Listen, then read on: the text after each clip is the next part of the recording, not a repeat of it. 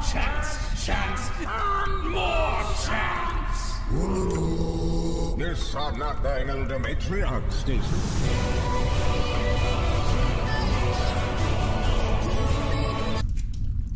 How's it going, everybody? Welcome on in. Good to see you.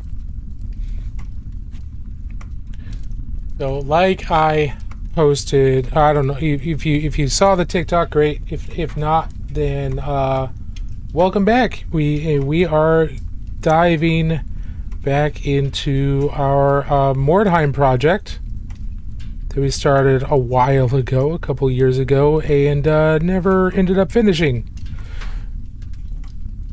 So that's what we're going to be working on next. A lot of this is going to be little bits of touch-up because most of these were almost completed.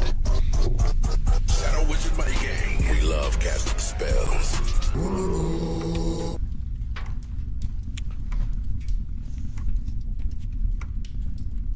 We do love casting spells. Do indeed. Even though we may not be good at it, we enjoy it. Thank you, Spotty as Shark.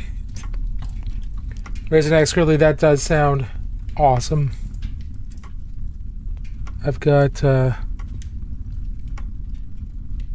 main reason we're focusing on painting these tonight is because 3D Roleplay Con is this weekend. And 3D Roleplay Con is a local Old Hammer kind of old Hammer convention here in the Portland, Oregon area. And there's always some Mordheim being played there, so I figured, hey, might as well get these together finally, try and get them all finished up so that if the opportunity arises, this keeps going out of focus. So if the opportunity arises, we might be able to play some Mordheim. That's kind of the goal. We've got these witch hunters based on Warhammer Underworld's warband, mostly, not entirely, but mostly. And I'm just going to use some wild wood contrast paints on the wood areas to make this nice and fast, and we can always come back in afterwards to add any wood grain or anything like that. But just getting some basic wood coloration on some of these wooden handles and stakes and things like that will make things go by a little bit faster.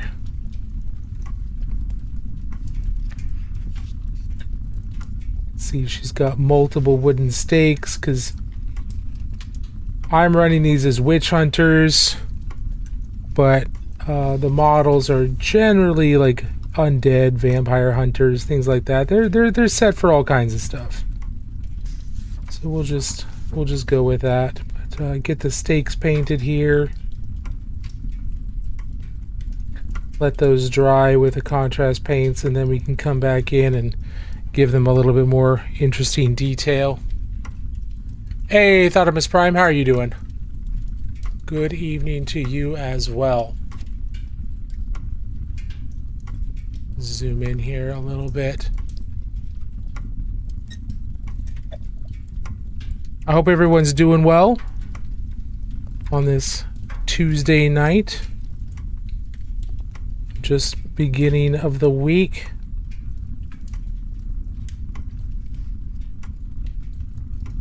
Just a reminder, if anybody has anything they want to show off to the community on Friday for the community spotlight, feel free to drop what you've been working on, whether it's a work in progress or a completed project. Feel free to drop that into our Discord. Hey, oh my God, how are you doing? How are you doing, Miss Goth? Good to see you. Hope you're doing well.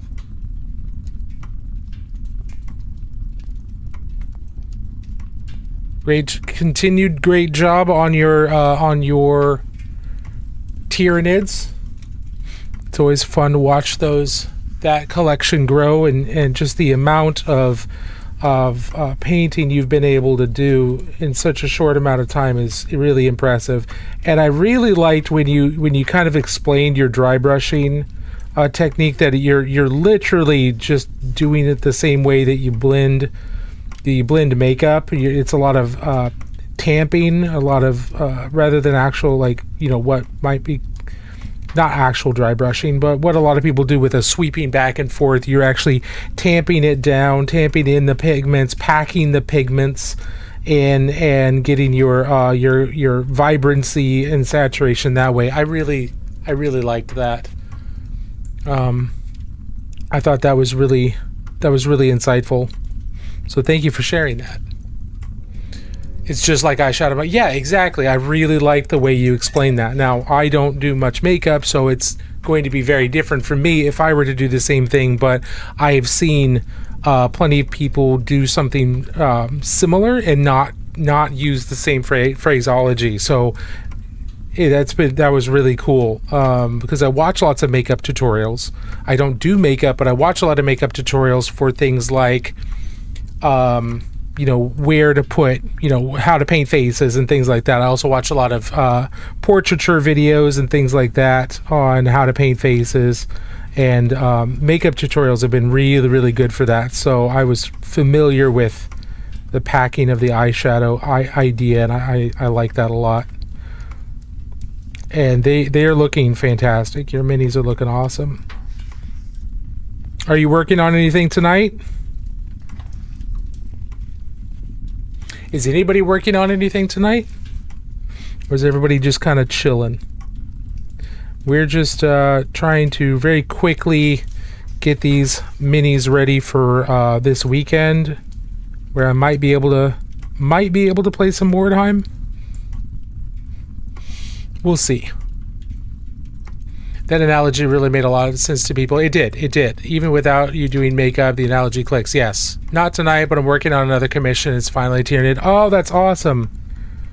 I remember you posting about like another commission. Is this the second commission that you're doing, or is this number 3? Or have you done more that you haven't posted about? I don't quite recall. I wish I could do commissions.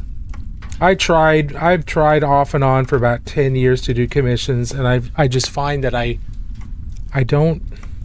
just don't enjoy it.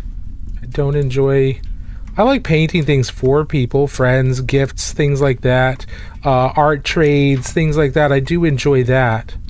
But painting, being paid to paint, like somebody else's army or something like that, I don't really enjoy that. I've painted small stuff for small companies and things like that in the past. Those are fine, but for some reason, just being paid to paint is not terribly interesting. Unfortunately, I'd like it to be, but it's just not. Takes all kinds. I'm jealous of the people that can do commission painting, because it seems like a lot of fun. I just don't enjoy it.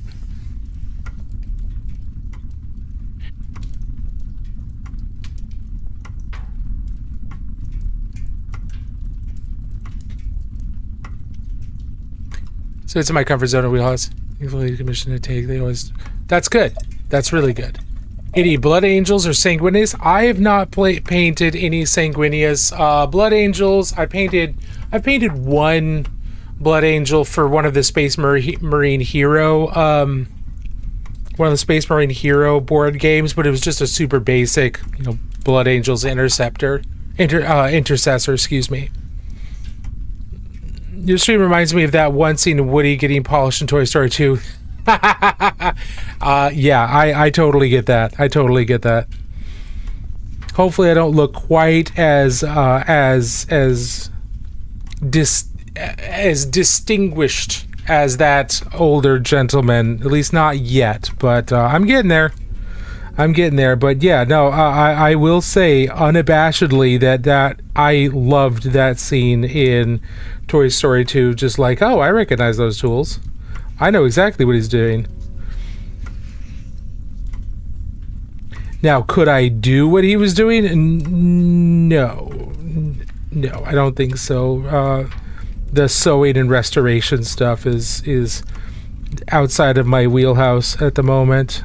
But I do watch lots of art restoration videos and stuff like that. I do enjoy restoration. It's very cool. Yeah, it is a witch hunter. Yeah, that is exactly how I'm going to be running him. He is the witch hunter captain for my Mordheim warband.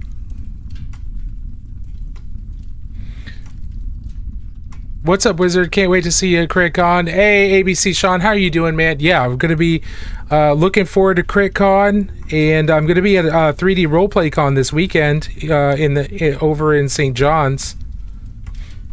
It's an Old Hammer convention, so if anybody's interested in checking out some Old Hammer stuff, like original Rogue Trader, Mordheim, War Master, like all those original older games, 3D Roleplay Con's the place to be for that here in Portland.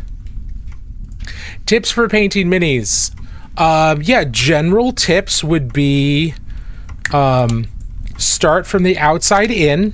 So let me give an example here. So let's grab this dude, this big hulking dude here. So he's got lots of detail and stuff, right? We're not entirely certain where might be a good place to start with him. So you should default to... Hope you all have a good time at CritCon. Everyone shows up wearing deodorant. Yes, we've been very good about that and enforcing rules like that. That is important. Deodorant and bathing. If you don't do those things, you can be asked to leave, and rightfully so. But in terms of for painting minis, the way I approach things, and everybody's going to do this slightly different, the way I approach things when I'm starting or when I'm teaching someone is paint from the inside out. So find the area of the model that's the lowest, like that's the closest to the skin. In this case, it's this guy's skin. This is a brute from Doom 1490. It's a very small scale warband game. But I'm going to paint his skin first, and then once I painted his skin, or at least got most of that done, then I'll go to the next layer out, almost as if he's getting dressed, right? So I'm starting with the skin, and then he's got these pants. So I'll do the pants next. And after the pants, I might do the boots, and then I can do things like the bracelet here, or the here and here. I might start working on the armor, because that's the next level out. I might start doing metallics, and then maybe I'll do his armored kilt here after that, and then the wrap around his helmet. But I start from the inside out, because what that does is it means that if I'm painting the skin and I get paint that like skin paint over on the metal, I don't have to worry about that, because I'm going to paint over that next, right? Or I'm going to paint that over that in the future. So I don't have to be as nice and clean when I'm painting until I move on and on and on into smaller and smaller areas, so it becomes easier and easier to control. So I always paint from the inside out.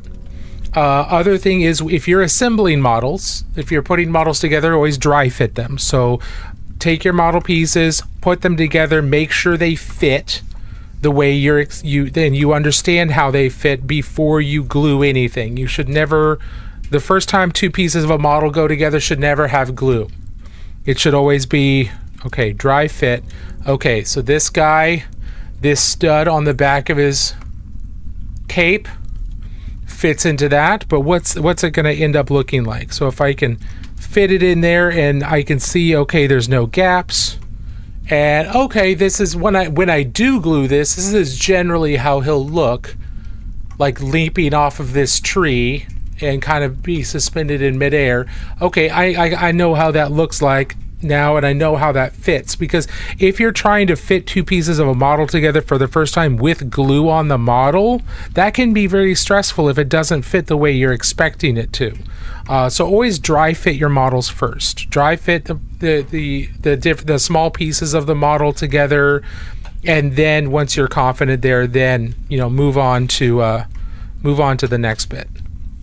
So those are two very fundamental tips for painting miniatures. If you have specific questions about tips or anything like that, please let me know, because I could go on hours and just listing tips and tips and tips and tips, and everyone would be incredibly bored after very, very quickly. So I just got a custom D&D mini and I'm terrified of messing up the painting. Well, I've got good news for you and I've got bad news for you. So the good news is that you can always paint over any mistakes that you make. The bad news is you are going to make mistakes. This is something you're trying for the very first time. You're going to mess up. But again, go back to the good news. You can paint over those mistakes. And this custom D&D mini, is it 3D printed? Like, is it... what type of model is it? Is it a 3D print or is it something else? Because you can generally use 90+% isopropyl alcohol, or stuff like Simple Green or LA's Totally Awesome, or if you're in the UK you can use Dettol to strip paint off of the model without damaging the model. So even if you don't want to just paint over it, even if you want to strip the paint off of a model, you can do that with certain substances that are fairly easy to get a hold of. So even if you do mess up, it is always recoverable. The only way that you will mess your model up is if you physically destroy or physically damage the model, and even then you can recover that.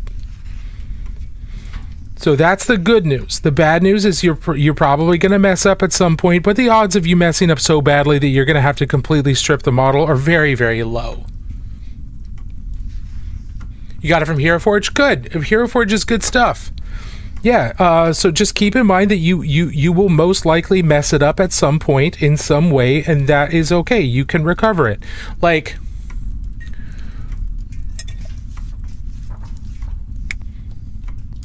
so let's go in here.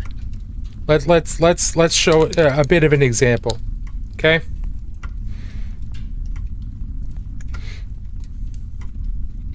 Okay, so I've got this butcher blade back here, right? And if I want to do non-metallic metal on him, I'm going to use a light gray blue. This is just something that I like to do. It is certainly not something that anybody ever has to do, but I like doing this. Now, let's say I'm just happily painting along. I'm happy to paint it, and I sneeze. Well, now I've got paint everywhere. I've got paint on his shirt. I've got paint on his armor. I've got paint on the leather straps. I've got paint over here. What do I do now? What do I do now? Well, the paint's very thin, so I can just let it dry. And then I can just go back in once it's dry, and I can just paint back over it. Now, is it annoying? Sure.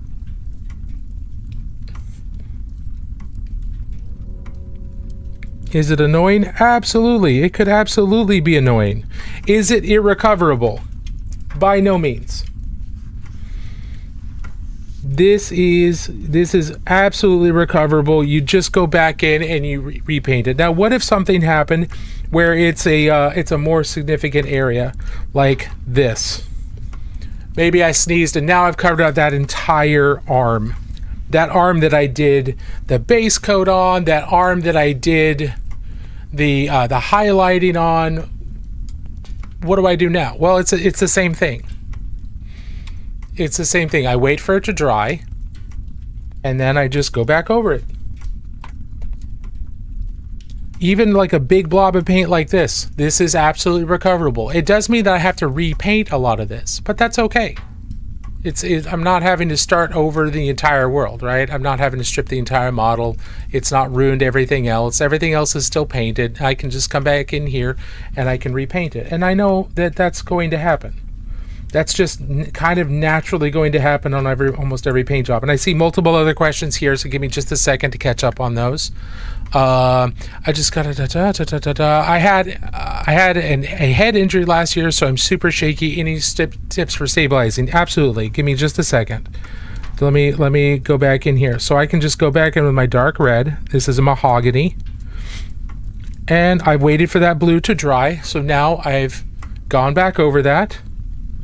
And once this dry, I can just take back in, I can go back in with my lighter red and redo the folds and everything. So even if I mess up, even if I get the wrong color somewhere, it is easy to go back in and fix. It might take a little bit of time, so it might be annoying, but that's okay. It's not the end of the world. It is 100% recoverable. Are you putting the paint in your mouth? No, I'm putting the brush in my mouth out of habit after I wash the brush, after I rinse the brush out. So there's no paint left on the brush. I am reforming the tip of my brush with my mouth. Now that's not a great way to do it. It's just a habit for me. There's lots of different ways you can do this. And you mentioned something about your pointed brushes before. Certain brush materials will hold a point better than others. Synthetic brushes, Golden Taklon holds a really good brush, a really good tip, because it's very stiff. With natural hair brushes, sables, Kolinsky sables, red sables, they all hold a very good tip as well. Now, the other thing that's causing a lot of people to lose their tips is they use way too much pressure when they're painting. So they're like painting along and they just push really hard and they paint like this, right? That is going to warp the brushes, and and that can potentially force paint down into the ferrule, and that will cause the tips to lose. So practice being very, very light with your brushes. See how light I am with this? The tip is barely flexing. I'm barely touching the model. Now, if you're dry brushing or stippling, that's going to be different, right? Those require a lot more pressure. But when you are doing stuff like this, just try to focus on having a light touch, a light brush touch. Because these are tiny little pieces, these are tiny little models, they don't require a lot of pressure for the paint to flow. Okay, so there's really no reason to be pushing hard with your paintbrush.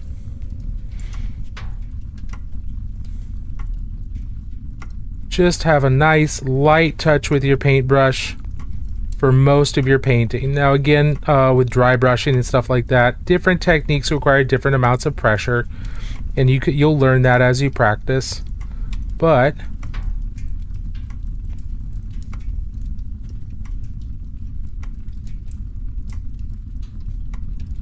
there we've got the folds painted back in, and we're highlighting those back up. We're going to let that dry, and then we can come back to it a little bit later and maybe improve it a little bit.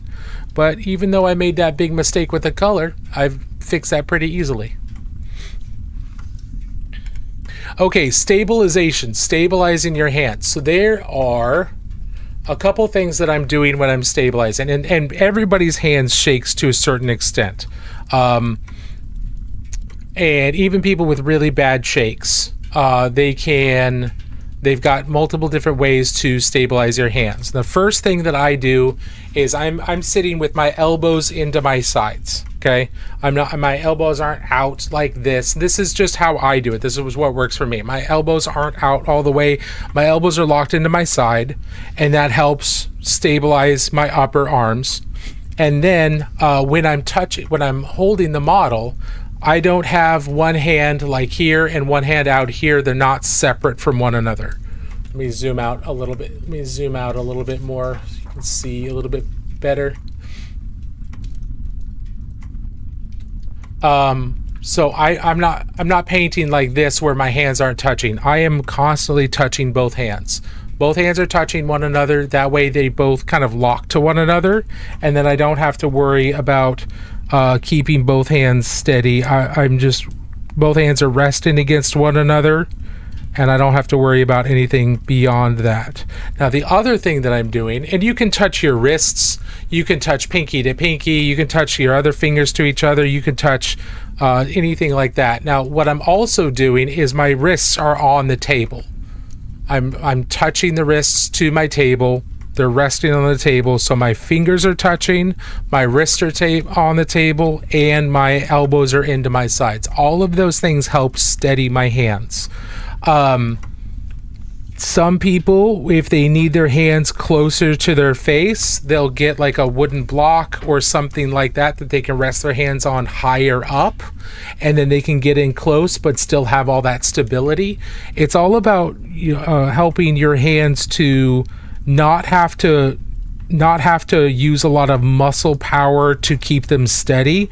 Whatever you can do to minimize the amount of effort it takes to keep your hands steady, that is going to help them an immense amount. So keeping your elbows locked in, that means that you're not having to try and stabilize your arms as they're floating out here, because that takes a lot of stabilization. That takes a lot of effort to keep your hands still when there's nothing to support them. So use your rib cage to help support them.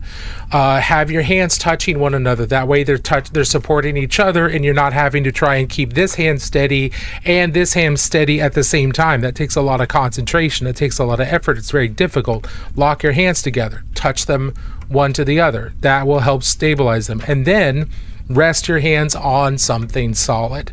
That way you don't have to use muscle power to try and keep your hands floating, or keep your hands floating up next to your face, which takes concentration and it can distract you. So rest your wrists down on the table. If you need to lower your chair to be able to do that, which I do, then do that. Make sure it's comfortable for you, but do everything you can to remove physical effort in supporting your miniature. Whatever you can do to make that easy for you, that will help with the stabilization. Does that help, Monday? I don't know if you're still here, but I hope that's helpful.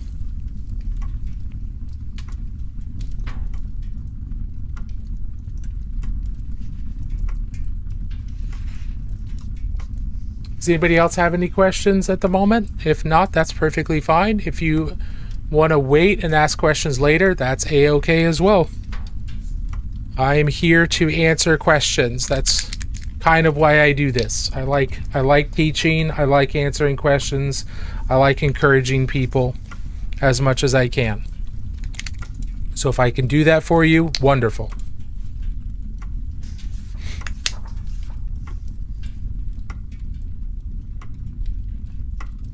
Okay, let's go back in here. Let's give these spikes a little bit of color, cover up the blue before we put the contrast paint on them.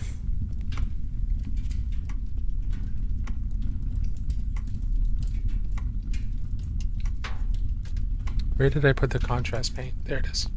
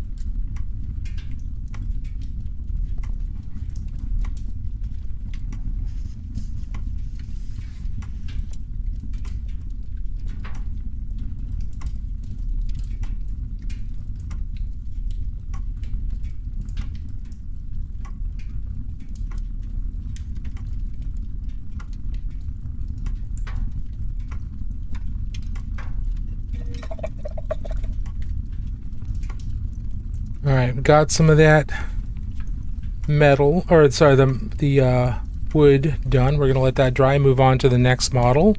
So every one of these models has some like some spear handles or knife handles or things like that that need to be addressed here. So we're gonna try and maximize the results while minimizing effort.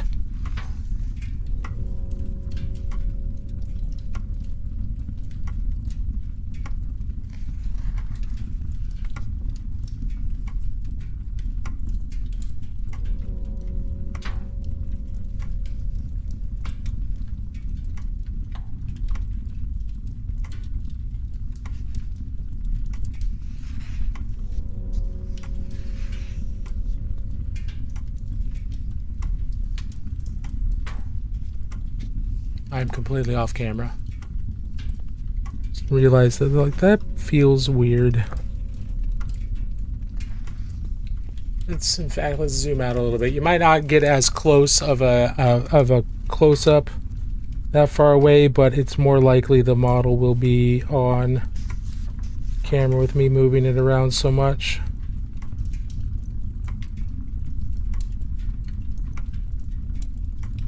Okay, where else is there? He doesn't have any spikes.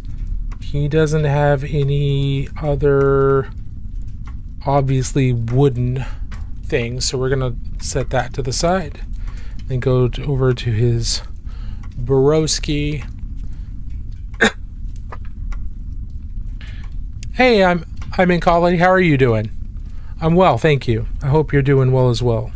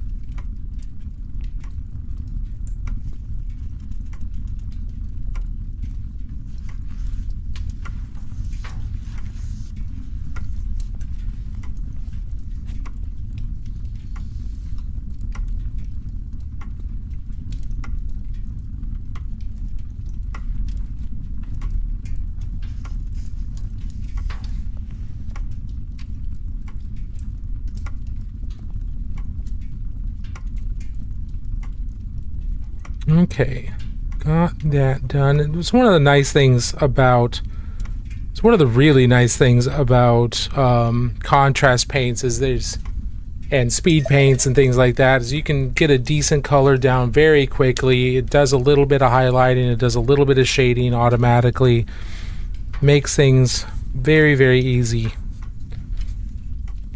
which is what we want. We want things nice and simple, right? We want things to go quickly. Okay, let's see what's next on her. We're just gonna go back. She got her wooden areas done. Well, really, the main thing that's need to do on her is the buttons on her shirt, and then her base. So it's the buttons on her shirt are really the last things we really have to do on her. There's a lot more we could do to really pump up the details, but I'm trying to work on getting these done versus really good. We can always push for good later after they're done. This guy, his leather needs its weathering. His hat needs the leather band done up there on top, and then obviously the metals for his pistols, for his shoulders, for the hammer, and then of course the flame effect. We have to work on those do as well.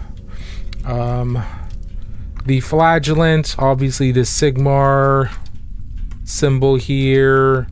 There's the rope, the Sigmar symbol here, the wooden block with the spikes here, his hair. He's got a bit more work to do, and then of course the touching up the chains around his middle, and then the base. All of their bases need to be done. this gentleman. The clasps need to be done. Clasps. Everything else seems to be okay where we are. And then the base, obviously. This guy needs his armor done. Probably work on his hood. Then the armor, obviously. The blade of the spear, the boar spear. This guy needs his big axe done. I see that question here in just a second. Flemish, or sorry, Flemish. Give me just a second. I gotta evaluate where I am on these real quick. Armor. Yeah, I need to blacken the armor and then work on the armor for these. The blade, the hammerhead, the axe here, his fireman's axe. Okay. And then the buttons. And then this one needs all the leather done. It needs highlights on the cloth, and then the armor needs to be blackened in, and then work on the armor. And then this one's got the most amount of work to do. Okay, let's pop in here. Any advice for breaking out of a perfectionist mindset? I find I can't get through my pile since it takes forever to finish a single mini. You have to figure out how to get to the point of done is better than perfect right now. I'm like, if give yourself a deadline, that what do you have to do to get the model to that deadline, to get it to a point where it's good enough, and it's it's not perfect, it's not done necessarily, but it looks like it is. It looks like it could be done. Maybe there's still more you want to do on it. That's fine. But how far do you need to go to get it done? Like her, she's basically done. I could call her done, but there's so much more I could do with her. I could work on the reflections on her jacket and make them more consistent. I could work on the blends for her armor. I could bring up the highlights on her gloves and the other cloth a great deal more. I could work on her face some more. There's so much more that could be done. But right now, my priority has to be, I need to get these guys done for Saturday. Saturday is the first day of 3D Roleplay Con here in Portland. And I want to be able to play Mordheim, a pickup game of Mordheim for the first time in my entire life on Saturday. And which means I have to have these done. I have to have them done if I want it to look good. I could just take gray plastic to it, but I don't want to do that. So what do I need to do to get her to the point that she's not perfect, but appears to be done? She looks complete. If not, she's not going to look perfect, but she looks complete. And I have to do that for all of these models. What's the minimum viability? Now, there's no mental trick that I'm aware of that will flip that switch for you. You just kind of have to come up with your own definition of, okay, what's the minimum to make this look like it's done? And keep in mind, you can always work on it later. I'm probably going to work on these more after I'm done with them for the first time, but I'll keep improving them later because I maybe I want to add some freehand, maybe I want to add some other stuff to them, maybe I want to improve them a little bit more and make them look better and better and better. But what's the minimum that I need to get them done to be able to play this Saturday? Does that make sense?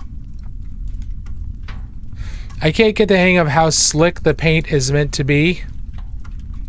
Okay. Yeah, how slick or how thin it is. A good rule of thumb is generally just have your paintbrush to be damp.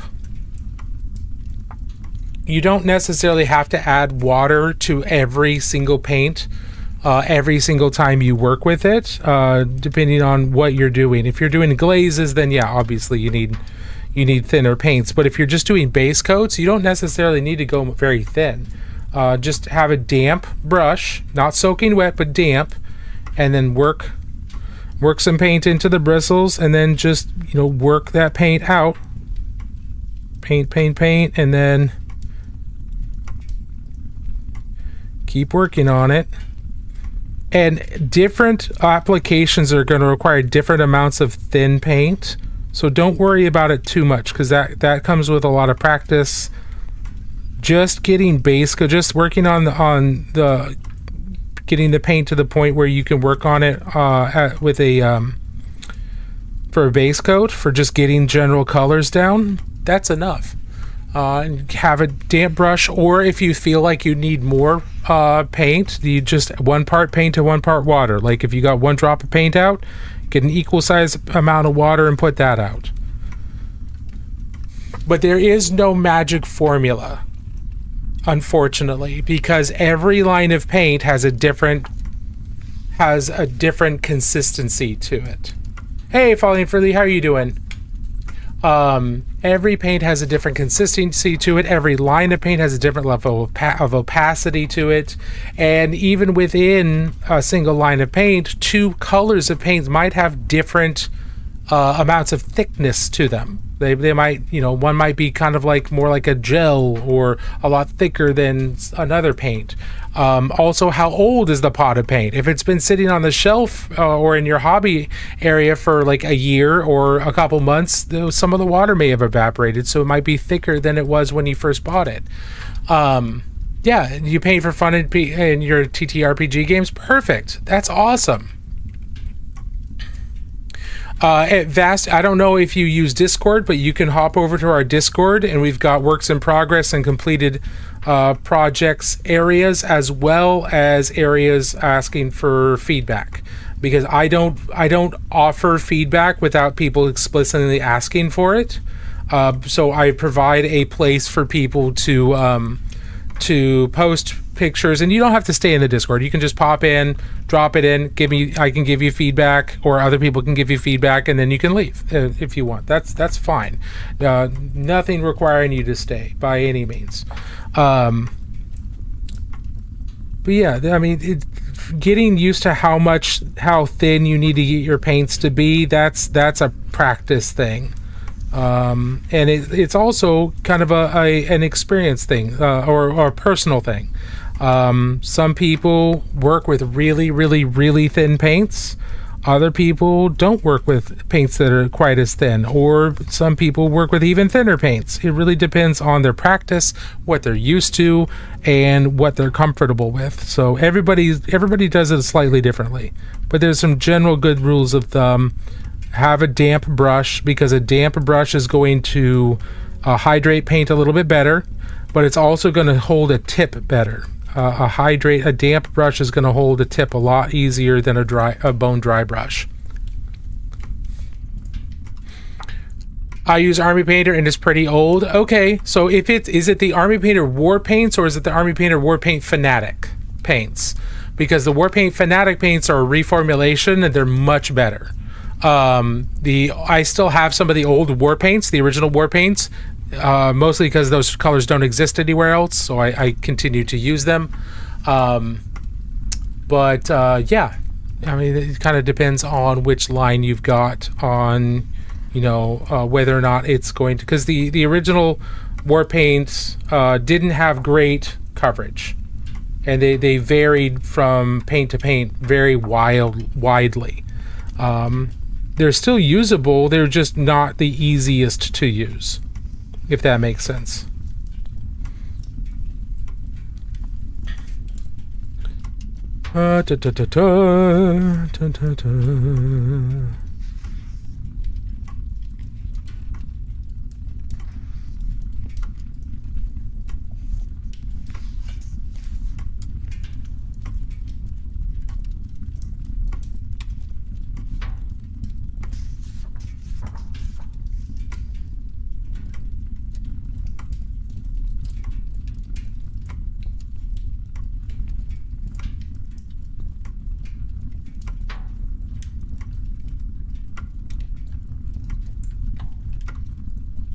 Pikmin, how are you doing?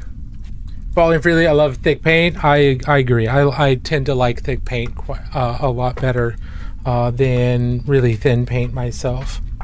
Thin paint is fine. But I like having the option to start with really thick paint and then thin it down into whatever consistency that I want. Because it's really easy to thin paints down. It's very difficult to thicken paints back up without them, drying out on you and things like that. So I'd rather start with thicker paints and then work it down, but that doesn't work for everybody, and that's okay.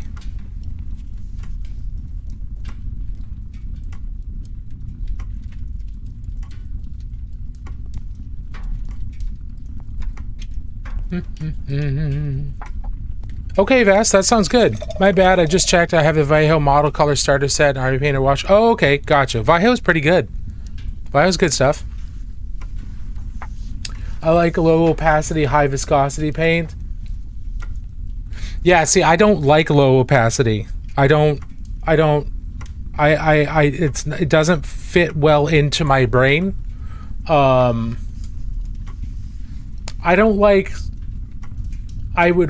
Because the way my brain works, I would rather have high opacity that I can add medium to make it lower opacity, and so I can control that opacity a little bit.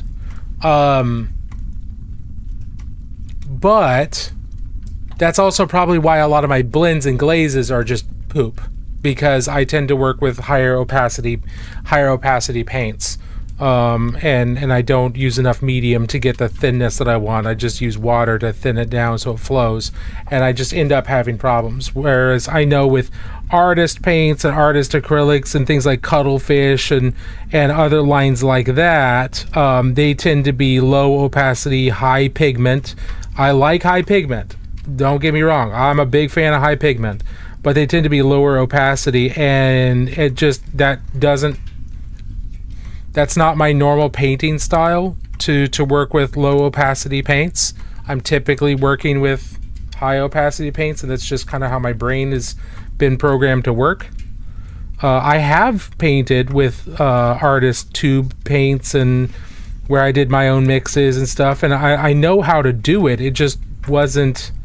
I found it more frustrating than freeing, because I kept having to do layer after layer after layer after layer after layer. I was just like, oh my god, this is the 5th layer of this one color just so I can get a solid coat. Or I did multiple of the same value and slightly different hues, and it didn't work very well for my brain. But that's also why I don't have a lot of really delicate colors and things like that. I think that's one of the areas I fall short on.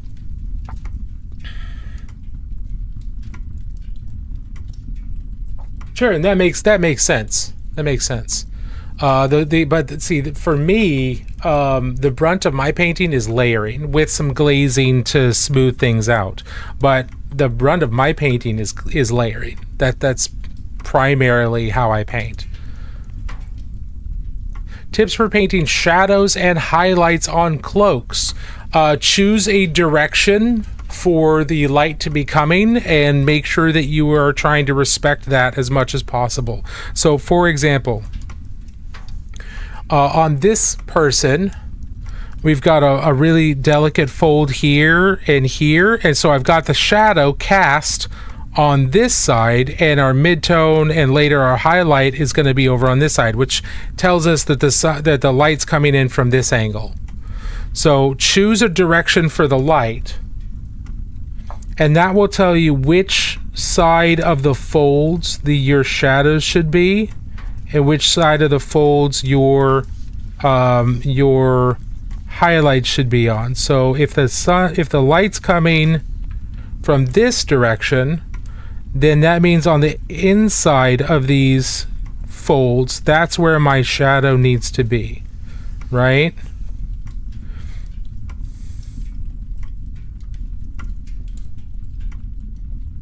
And then when it comes to highlighting, that means that my highlights need to be on the opposite side. And so choosing a direction for the light tells you a lot about how what you need to paint and where you need to paint it. And that's true not just for cloaks, that's true for helmets, that's true for regular clothing, that's true for a lot, almost everything you paint. That's why choosing a direction of light is recommended by a lot of tutorials. You choose, now the default is choosing the light coming from above straight down, and that can cause, that can make things a little bit difficult sometimes, but overall it makes things generally easier. But if your cloak doesn't have any folds that are hidden from up above, that can be kind of difficult. But so my recommendation is, choose a direction for where the light's coming from, and look at the model from that direction, and see which folds are still visible and which ones are hidden from your view, and then you'll know where your shadows and stuff should be. And then on matte surfaces, try to make your shadows diffuse. Like, don't make them really harsh and then they just go straight into your midtone. You do want them to kind of fade out into your midtone a little bit.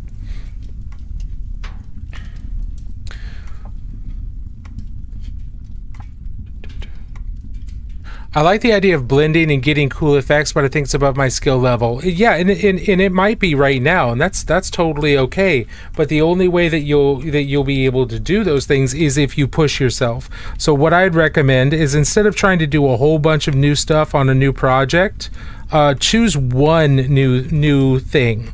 Choose, like, I'm gonna try and blend. I'm gonna try and blend my shadows into my midtones on that new project, and do that. Just do that one thing. Or I'm going to try and improve my skin tones, and I'm going to do better skin on this particular project than I did on the last one. But that's all I'm going to do. Everything else is going to be the same. Just try one thing. Try to improve one thing on each project, and don't kill yourself if it's not perfect. That's okay. I mean, that's what I did. I chose to paint Curse City, Games Workshop's it's one of Games Workshop's Warhammer Quest games from a couple of years ago, back during COVID. I wanted to learn non-metallic metal, or I wanted to learn like the basics of non-metallic metal, so I forced myself to paint every piece of metal in that as non-metallic metal. And there was a lot of back and forth. There was a lot of learning, but I wasn't trying to do anything else. I wasn't also trying to do OSL. I wasn't also trying to do, lots of freehand. I chose one thing and focused on that for that whole project. And that whole project took like 2 years. But I can do decent beginner non-metallic metal, and that's just because I haven't kept pushing myself on that, because I've been trying to learn other things as well. If you only focus on one thing at a time, you're not going to improve in other things. So do things in cycles.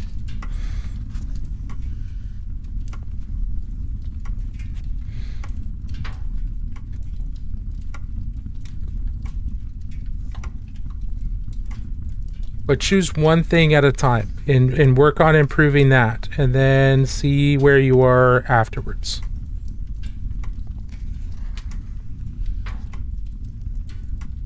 But the only way we're going to get better is if we try on stuff that we're not good at. It's the only way. Unfortunately, I would love for there to be an easy button to say, okay, I did this 2 times and now I'm confident in it. Unfortunately, that's not how it works. 2 times is not enough. Got to do it more.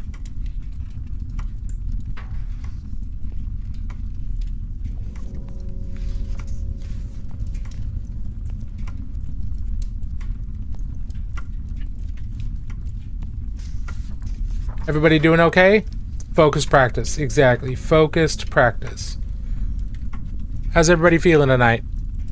Does everybody have a nice Tuesday so far?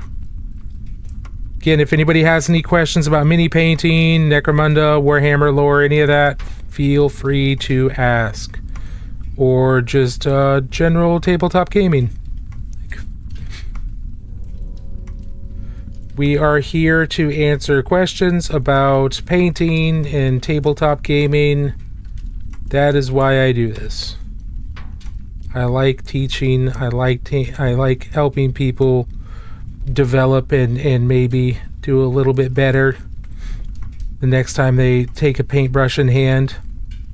And if all I can do is encourage you a little bit and say, hey, that sounds rough, I'm not sure I have an answer, well, I'm going to be honest. I am not the world's greatest painter by any means, but I know how important it is to feel encouraged when you're trying something new. So I would love to do that for you.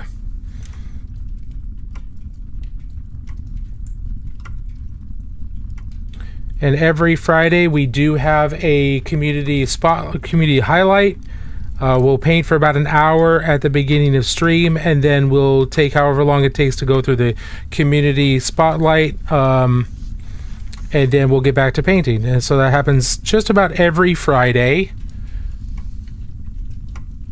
So if you want to participate in that, you can pop into the Discord, drop your stuff off in the works in progress or the finished projects channels, and we will take a look. Now, I don't offer unsolicited advice, so if you want advice, make sure you note it in your post, or drop your stuff off in the feedback channel. But I don't give unsolicited advice just because I want people to feel confident in posting stuff they've worked on without having to worry about being harassed by people like, well, you should have done wet blending and blah, blah, blah, blah, blah, blah.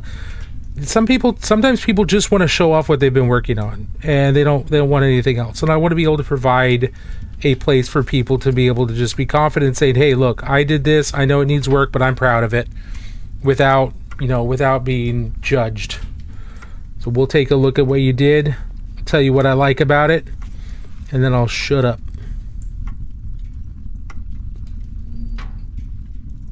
Because whatever you did, it's better than doing nothing, and you should be proud of it.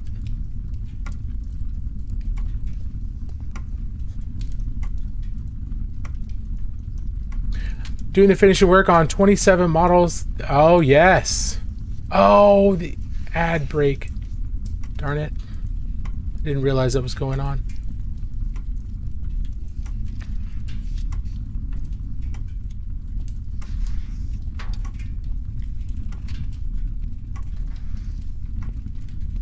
Okay.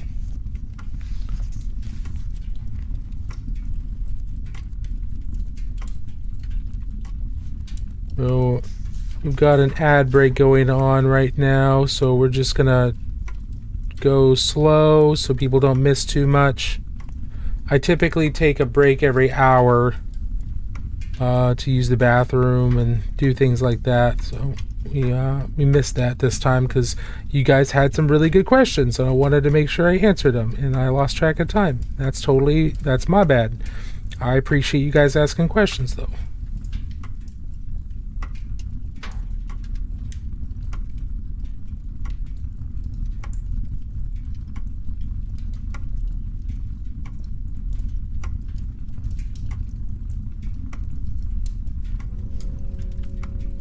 Keep going off of freaking camera.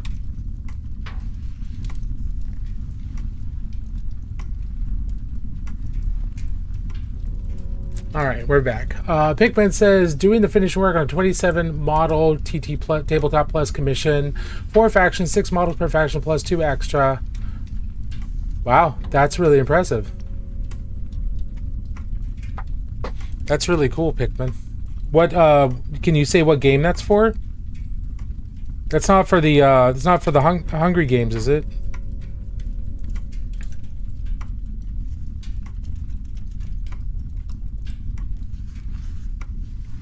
Hangry Games? Okay, it is. Well, good. I'm glad you're almost done with that. I know that was a lot. I know that was a lot of minis, but I hope you enjoyed the painting. They definitely seem like really cool minis. But I also understand being happy to be, you know, winding down on a big project like that. It's a lot. It's a lot to do. You did good.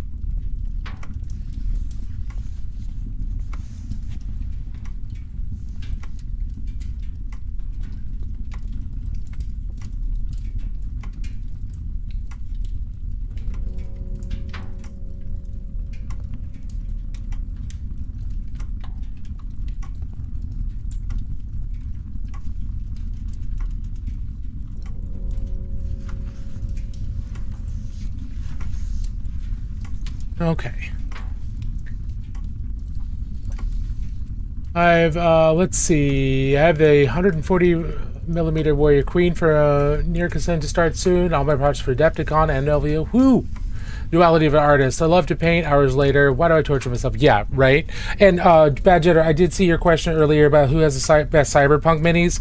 I think for larger games, or I don't know, like tabletop sized cyberpunk minis, I think Monster Fight Club with their cyberpunk combat zone game, those are probably some of the best cyberpunk minis out there. If you're talking about just cyberpunk as a genre, I still think they have some of the best out there. There are probably some that are better that I'm just not aware of. If we're talking busts and stuff like that, then there's much, you know, there's lots and lots of those out there. Nico Galaxy's got good ones. There's a bunch of other companies out there. But if we're talking about gaming pieces, then I would say Monster Fight Club with their actual Cyberpunk Combat Zone line is probably the best, and they're fairly reasonably priced.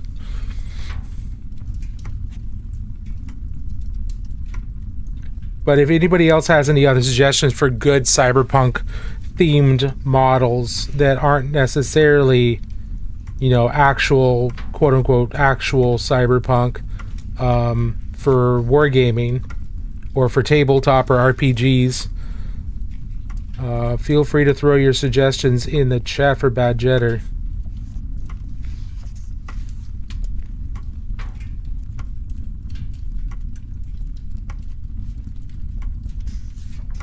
You're very welcome. Tiny Big Wars, how are you doing?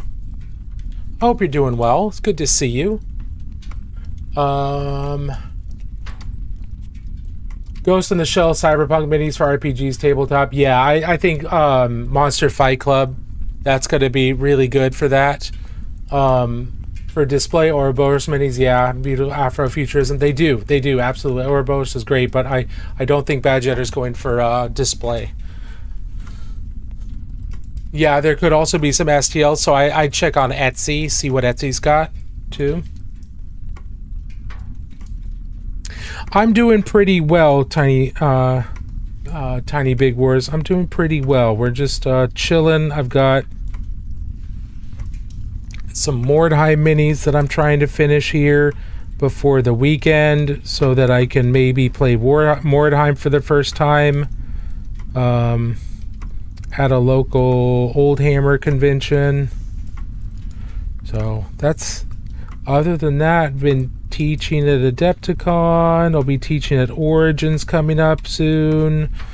Yeah, no, doing all right. Working on a couple of games of my own, and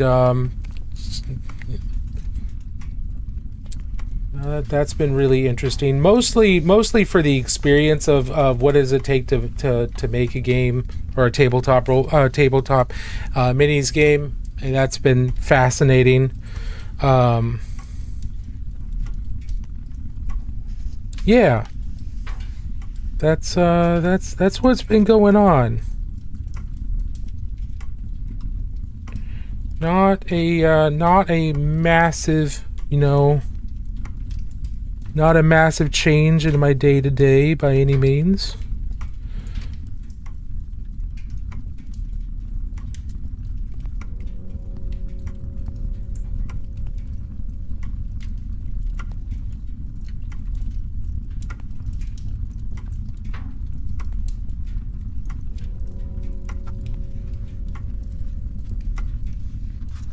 Is they can never do small ones. Yeah, they're old enough to play D&D, which means that all my managers are up for Gotcha.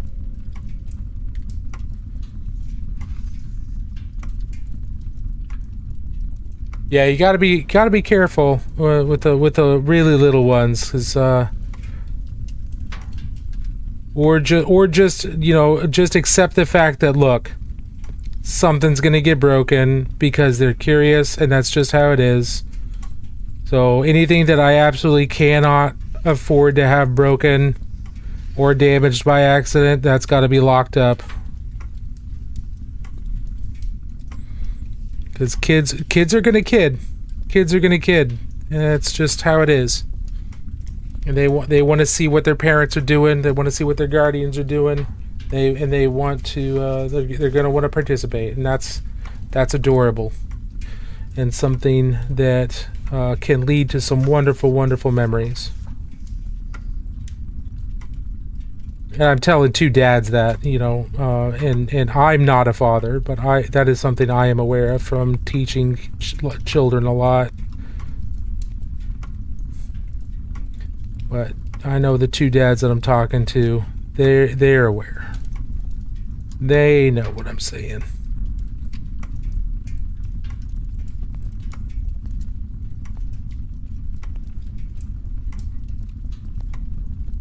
I know there's at least two dads in here. Probably more.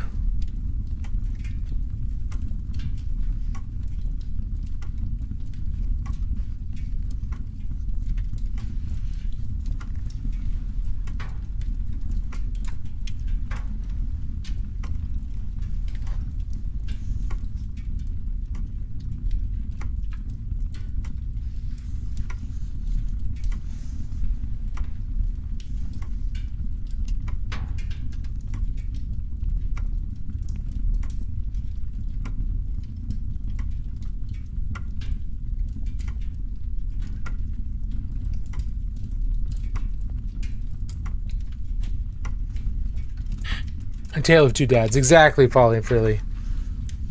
One of our drawers collapsed holding our... Oh, no. Oh, I'm so sorry to hear that, Jetter.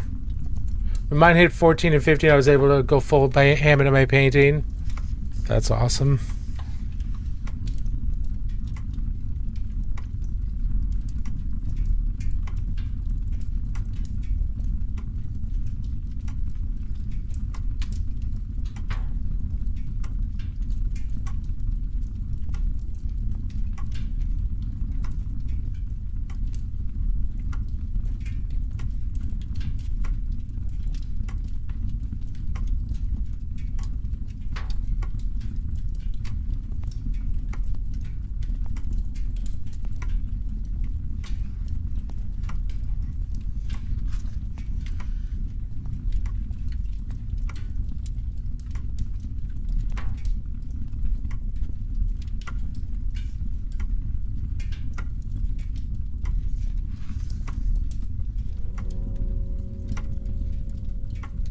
I'm trying to do this non-metallic metal very fast. Oh no!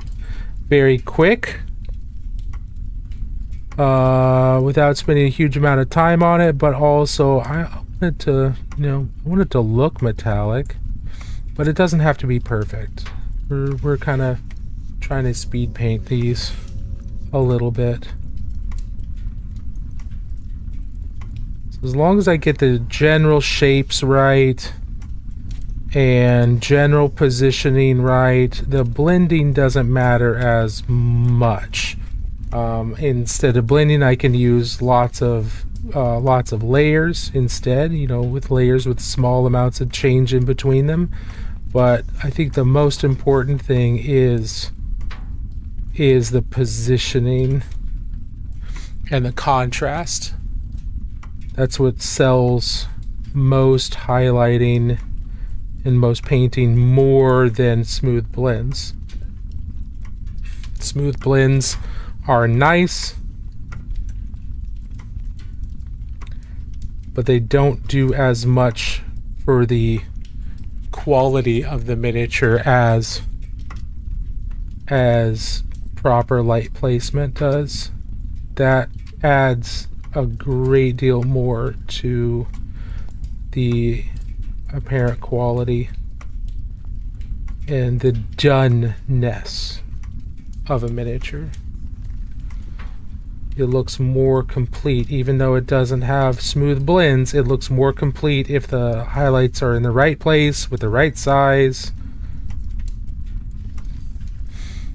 So paying attention to light and value, and that will do a great deal more. See, look at that.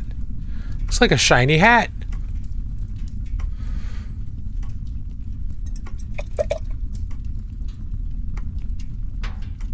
Or small cells of color that are close together. Yes, allowing the human eye to do its own optical blending, its own blending by itself.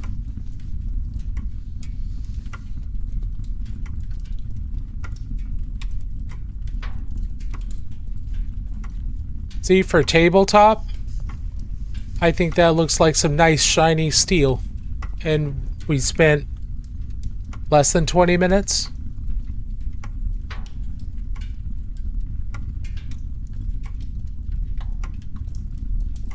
That's nice. That works well.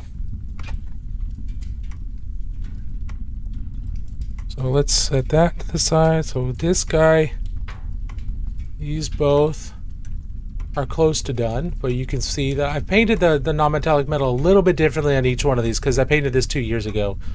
But overall, they look good. Now what I need to do is paint the trousers on both of these. And I've already painted the undercoat as that kind of light beige color, so I don't want the trousers to be that same color. What I think we'll do is we'll give them striped pants of some sort later. Let's see, what can we do with this guy right now? Non-metallic metals, okay on him. Don't want to do that right now. Don't need to do her right now.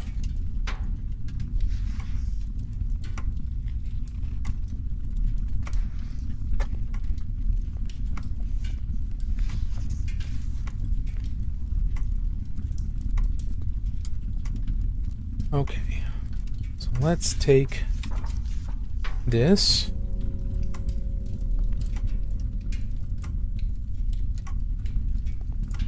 And something that I'm looking at on this model is a lot of the surfaces have visible hammer marks. Like the armor is covered in visible hammer marks rather than smooth plates of metal. So it's a very rough armor, right? It's a very rough forged, rough cast. Rough forged, really. Cast armor is not going to work. But rough forged armor. So this style of non-metallic metal that I've been doing isn't going to work terribly well on that because it requires, you know, smooth, kind of smoothish surfaces. So we may have to treat his armor very differently. Make it like he's painted it or something so that I don't have to try and do non-metallic metal reflections on every single nook and cranny of that hammered armor, because I'm not effing doing that. That's not happening. So I think we'll probably paint that armor or make it look painted, and we can make it look chipped. Hey Romans, how are you doing?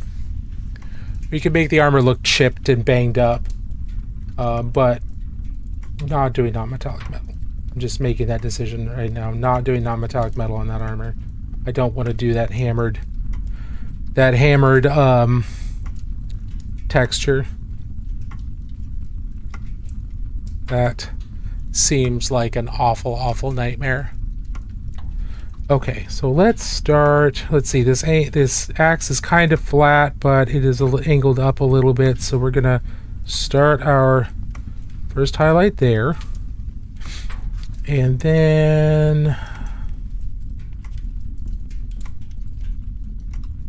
our next highlight here, and have some up there. And the reason I'm doing this is because this is angled up slightly, so the light is going to slide up here because it's closer to the sun. So I'm just making that decision. We're going to slide this highlight up here and have shadow down here.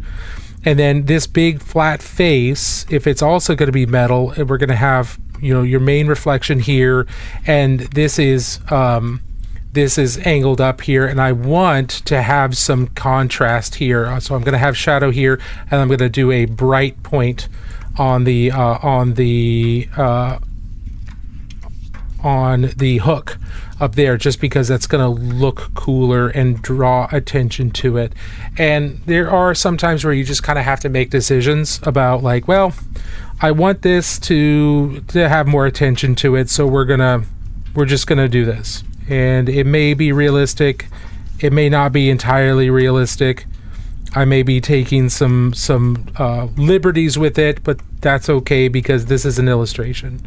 We're trying to make it look cool, and a little bit believable. It doesn't have to be photorealistic, because I don't paint photorealism. So I'm just going to make a couple of decisions there. So we've laid out kind of general highlights. And then I'm going to block in more.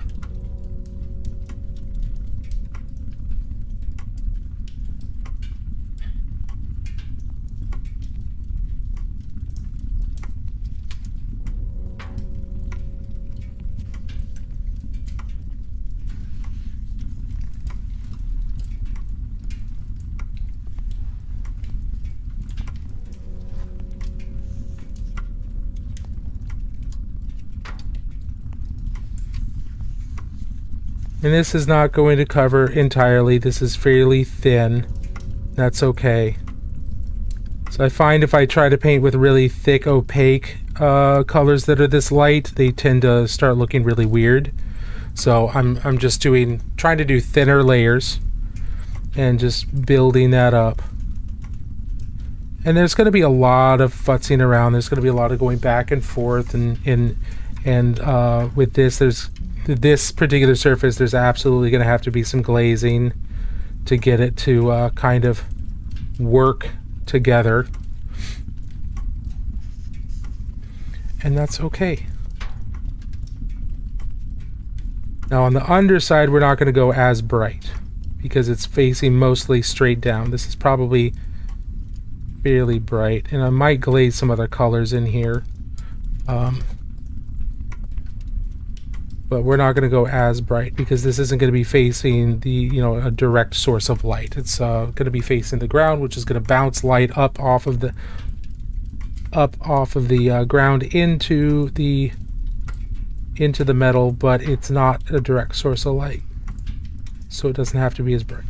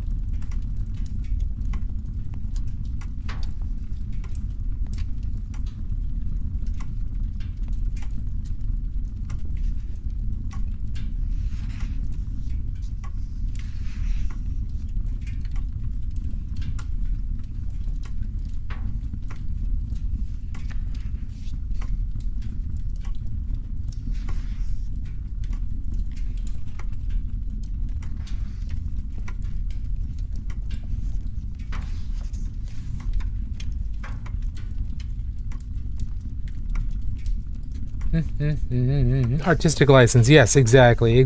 Sorry, I know I'm missing some your guys' comments. I apologize for that. I'm just kind of trying to lock in here a little bit. So yeah, I am not trying to ignore anybody on purpose, I promise.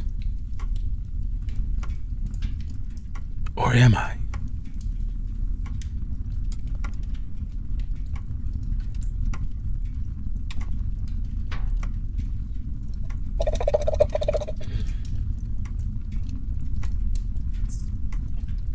Now, because this surface is so large, I'm going to do another middle step that I wasn't doing on the smaller surfaces. I'm going to work our way up a little bit brighter into our highlight without jumping super fast.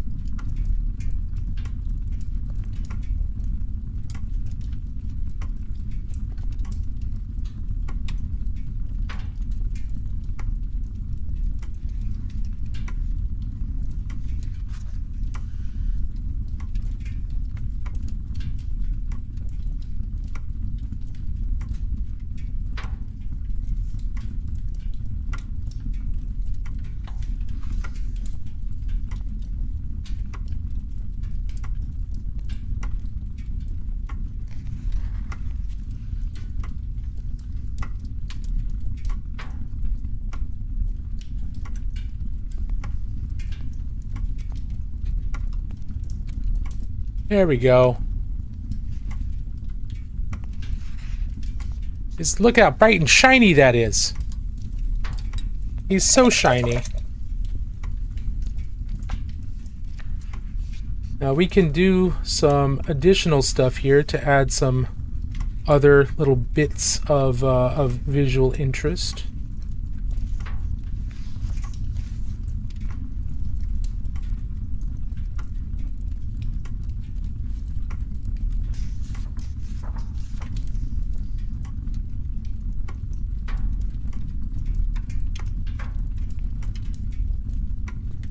Some nicks and scratches that show light reflecting slightly differently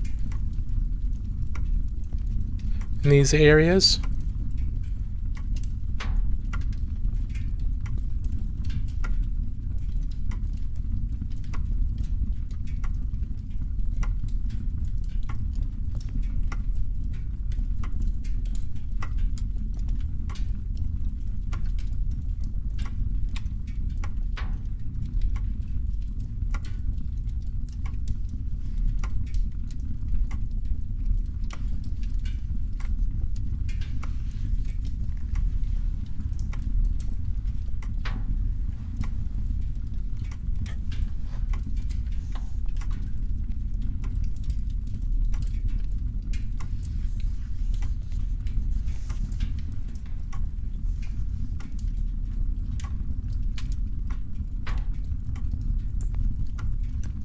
We now got a nice shiny looking axe. It's very, very shiny. It's actually kind of like it might be too shiny. But we're going for done is better than perfect. So we're moving forward. We're moving on. We're gonna go down to a belt buckle here. Give him a nice big shiny metal belt buckle. And if anybody has any questions, feel free to ask. Happy to answer any questions that you might have. Like, what's wrong with you? Who dropped you on your head?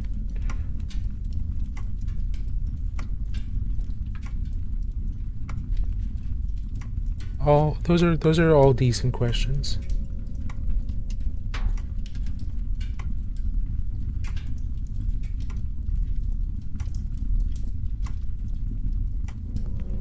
I think some of those questions might take longer to answer than others, but you know, we'll do our best.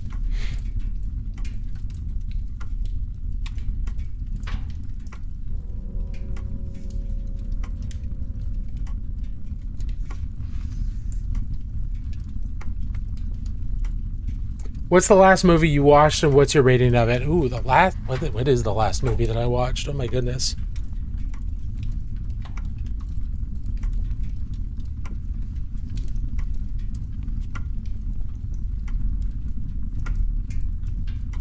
Give me just a second. Cordwally, building demon army. Should I first get myself a soul grinder, Lord of Change, or Bloodthirster? Which one do you think is cooler? Yeah. Which one do you think is cooler?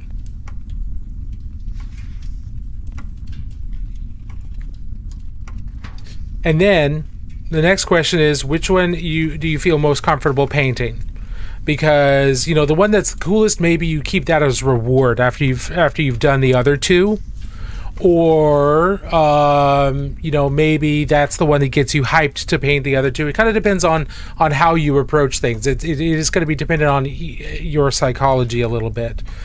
For me, I would probably save the cool thing that I'm most excited about for as a reward,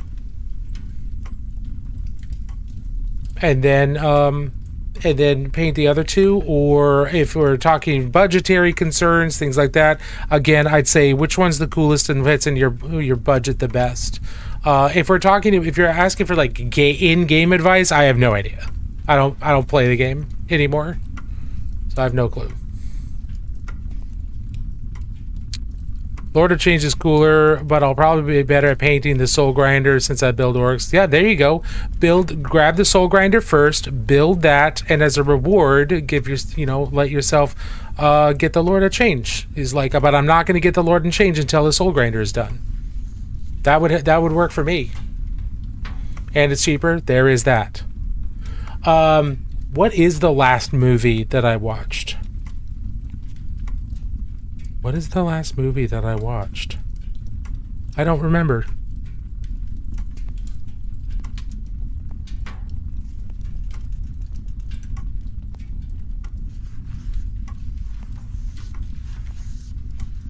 Well, that's interesting. What's the last movie that I watched? I want to go see Project Hail Mary because the book is really good. I read the book when that first came out a long time ago. That was awesome. I really want to see the movie though. I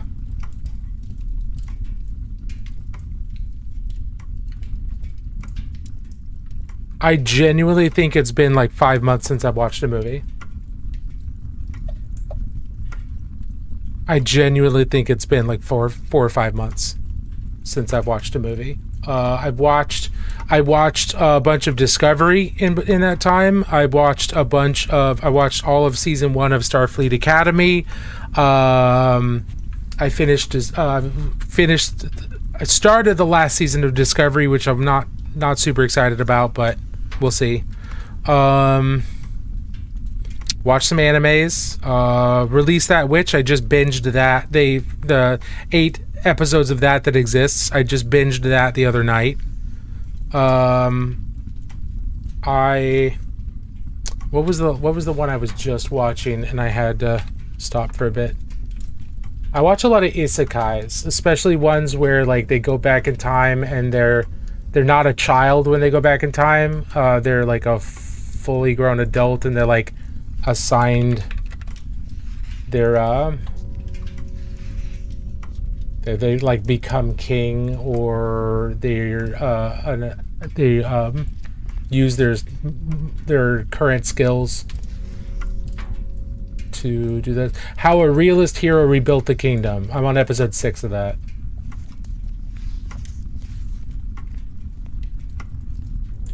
You want to read the book now? You should. The book is really good. I've just built a chariot of Zinch and the Changeling. Oh, very nice. The Zinch models are really nice. They've done a really good job with those, I think. Now it's really bugging me that I don't remember what was the last movie that I watched. Wasn't Spirited Away. What was the last movie that I watched? It must have been with Sammy. But I think it's genuinely been like 4 or 5 months since I've watched a movie. Especially in theater. I haven't gone to the theater in a long time. Man, time gets away from me, doesn't it? Doesn't feel like it's been that long, but it obviously has been. Realist Hero is awesome. Yeah, I've been enjoying it.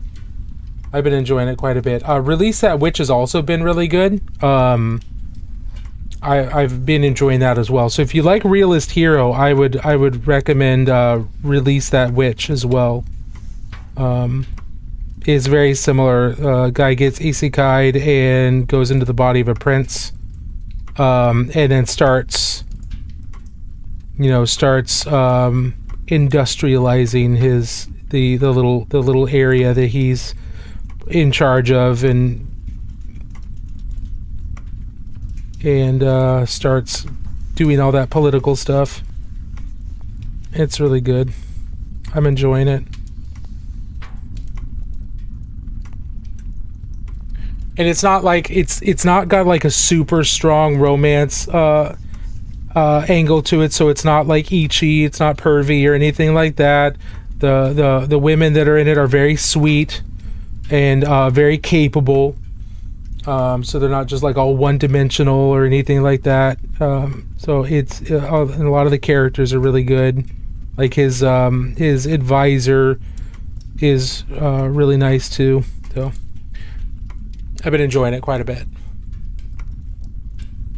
It's a ton of great isekai. Yeah. There's a lot of really good isekais out there. I have enjoyed the ones where like I'm the seventh son or stuff like that. Or ones where they start out as a kid, but I find those really, really difficult to get into. But once I do get into them, they're fine. but it just it takes so long for them to really ramp up, and I was just like, I don't want to sit here for like half of the season just waiting for this one kid to figure out how to walk or how to finally start to talk because he's a baby. Like, it's also weird. There's some Ichi stuff and there's some pervy stuff in there that's like, oh, I'm a baby, so boobies. And it's just like, okay. It's funny. It's funny, and I get it. But that's not why I'm watching the anime, man. I want a cool story.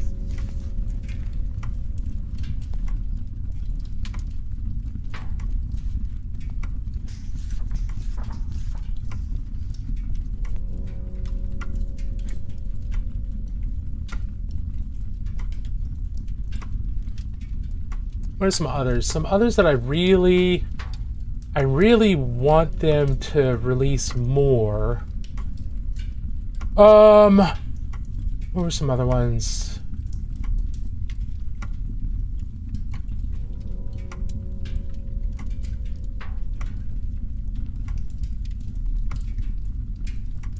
Handyman Satuo in Another World is really good.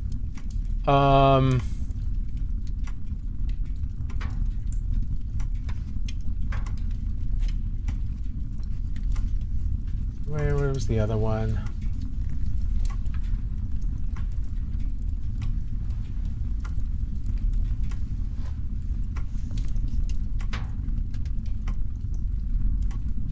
Strongest Age with the Weakest Crest was fun. In Another World with my smartphone, I enjoyed that. Got a cheat skill in Another World. There's a lot of cool ones like that. I think the one that I've enjoyed the most so far is, oh, where did he go?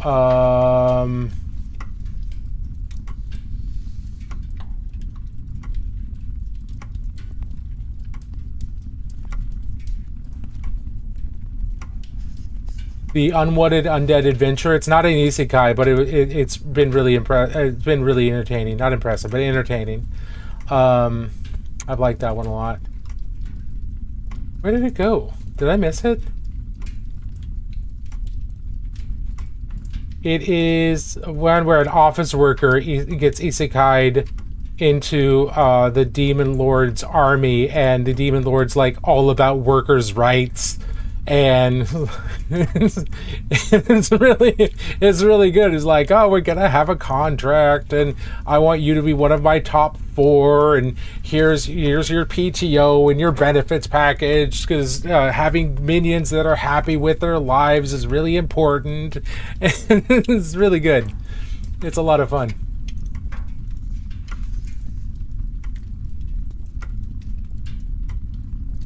Let's see. Painted about, oh yeah, even more than the old resin Mecha Dread I built, and those things are tough. Oh yeah, that doesn't sound. He's one of the 12 generals. Yeah, I think that's the one. Yeah.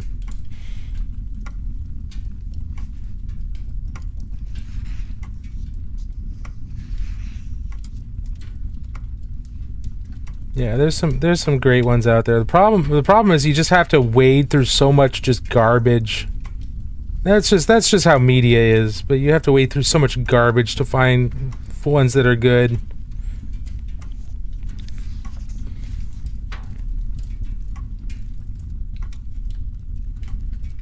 And that's never fun. And there are ones that I was like, well, that was fun. I don't think I'm gonna watch that again, but it was fun. Like there's plenty that were decent, right? Decent, but I'm not gonna rave to anybody about it.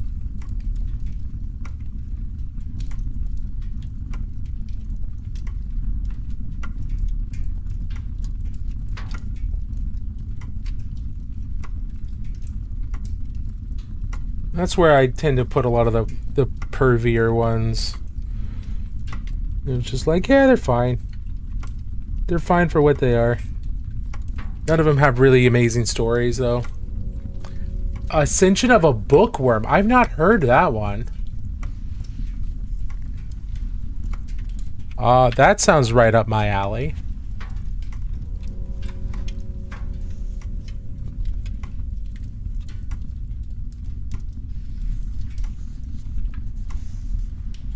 Ascendance of a Bookworm. Okay, yeah.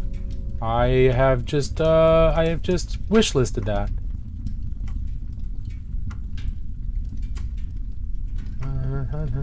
Yeah. Nice.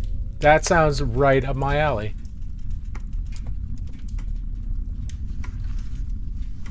I'm struggling with painting straight lines on the shoulder pads for my Space Wolves. How do you keep from shaking? That is a great question.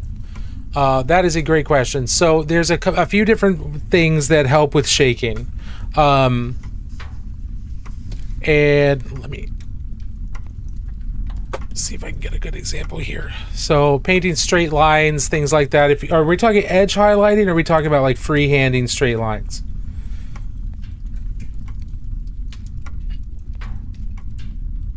Because if we're talking about edge highlighting, then the easiest one, freehanding. Okay, so with freehanding, what I have to do, and this is just me, is I make sure my elbows are tucked in. They're tucked into next to my rib cage. That both hands are touching the model, or both hands are touching each other. In the case of this brick, both hands are touching the brick and each other.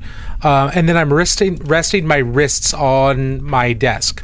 Now, if you need your wrists higher, you may need to put like a tackle box or something solid that you can rest your arms on. Because what you're trying to do is reduce the number of reduce the amount of effort it takes for you to hold something, but then also reduce the number of like flex points there are, or pivot points there are. Both of those will help. Now, Ray Hunters have black and red shoulder that has sharp lines. Yeah.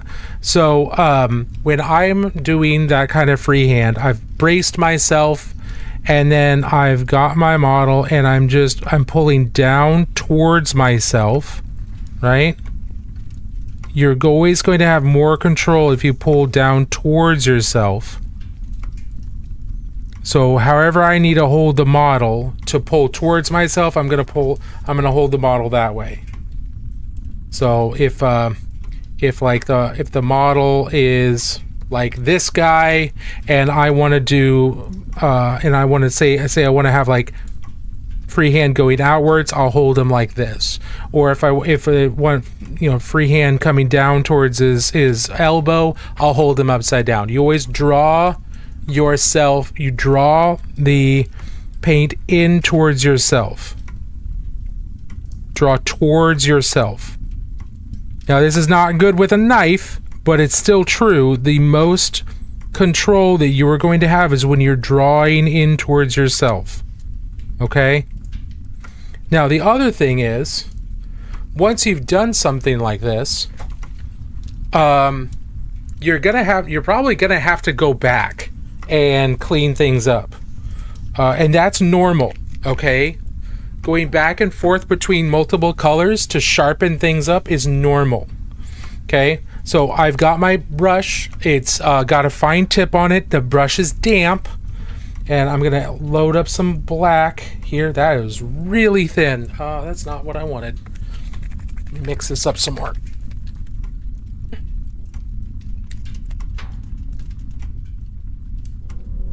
That's better. This may not be the same finish, but it'll get nice. So I've got my damp brush. I've worked only that much amount of paint on my brush. Okay, so the amount of paint you've got on your brush is also going to directly inform how controlled your paint is. You do not want a droplet of paint on the end of your brush. Okay. So you see how the paint's kind of on the outside of the bristles there? See how there's a drop of paint? I don't want that, because that paint is not being controlled by the bristles. I want to make sure that all the paint is on the inside, and then I can go in and I can I can come in here and again, drawing towards myself, going nice and slow. I can carve in the areas where maybe I went a little too wide or something like that. So I can come back in and I can make that tip and those edges really, really smooth. And if I mess up on this and I go like maybe go in a little bit there, that's okay. I've got my original color. I load up my brush and just wait for that mistake to dry. Then I come back in and I'm going back and forth. I go back and forth until it's good enough. Not necessarily till it's perfect, because perfection is not something we'll ever achieve. But until it's good enough for government work, good enough for a model, right? So you may have to go back and forth, but draw towards yourself. Make sure your paint is your brush is damp. Don't overload your brush with too much paint, because as soon as there's too much paint on there, as soon as you apply that paint to the model, it's going to flow everywhere and it's not going to be in control at all. Because all of these bristles, think of these bristles like a pen nib or like the edge of a pencil, or like the ball in a ballpoint pen. All these are doing is guiding the flow of the paint off of the bristle and onto the paper. So the only way they're going to keep it under control is if the paint is in between the bristles. As soon as the paint's on the outside of the bristles, there's nothing controlling the flow. As soon as it touches the dried surface, it's going to flow everywhere. The bristles help direct the paint to flow out through the tip rather than off to either side. So make sure your bristles are damp. Make sure the paint is within the brush bristles, and then draw towards yourself. I think those are the things that are going to help the most, I think.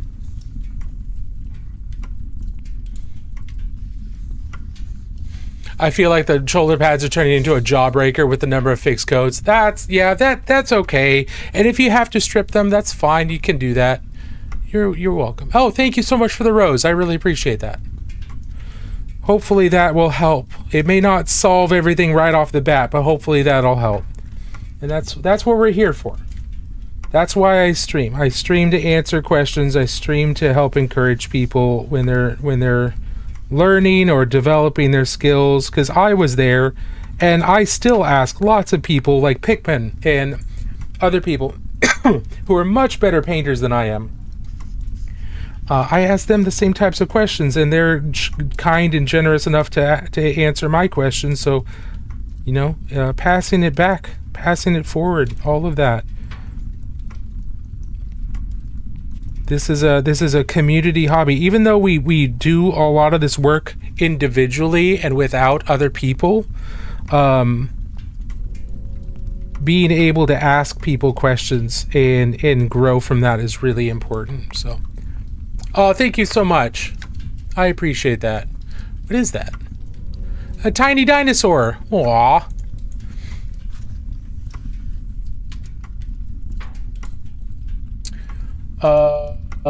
Let's see.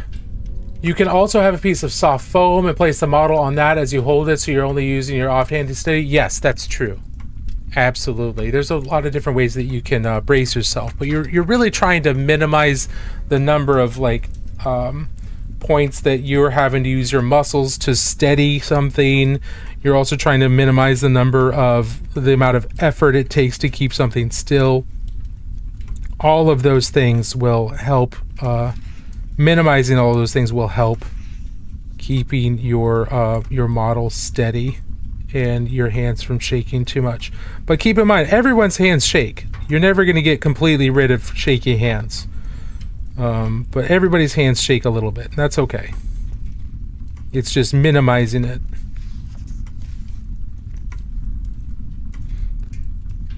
Gotta get some sleep. Glad I could tune in. Have a good night. Hey, thank you. Thank you, Pocket Sand. Appreciate that. Have a wonderful rest of your night.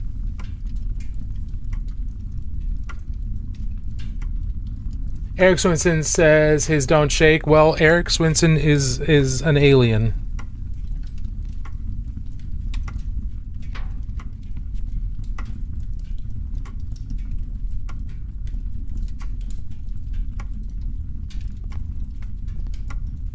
I mean, he's an incredibly nice person, an incredibly talented painter, incredibly dedicated painter. He's both talented and practiced and well and skilled. But he's kind of like James Wapple in the case that he's obviously some form of other intelligent life from elsewhere.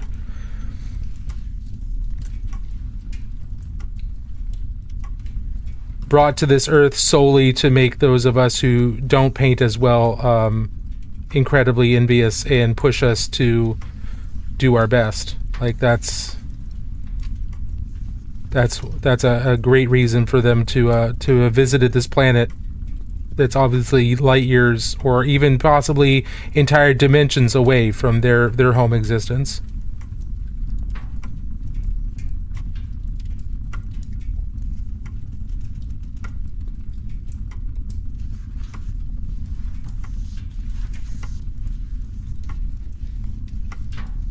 Isekai painters, really clearly, absolutely. James paints with his own ponytail. I did see that. I did see that at Adepticon with the TINS units. That was pretty funny.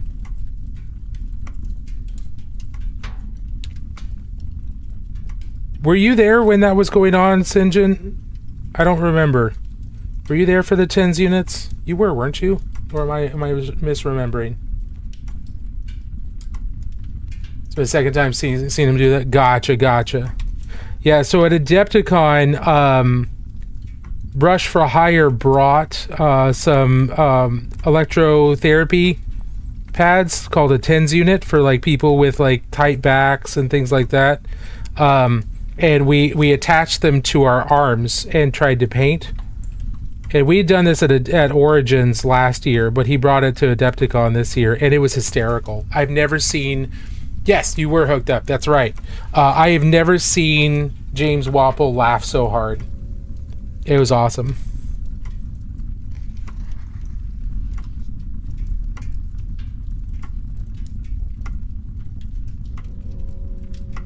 It was very, very funny. I think next year we need to get more people to bring their TENS units down, and then everybody gets one TENS unit on one arm and then another TENS unit on the other arm. And then we have 2 operators.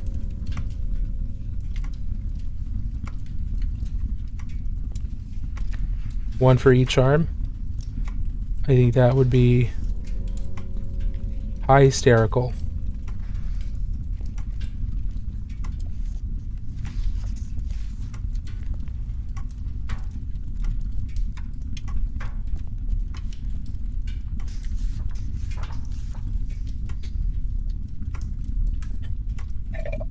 Yeah, it would be brutal. It'd be great.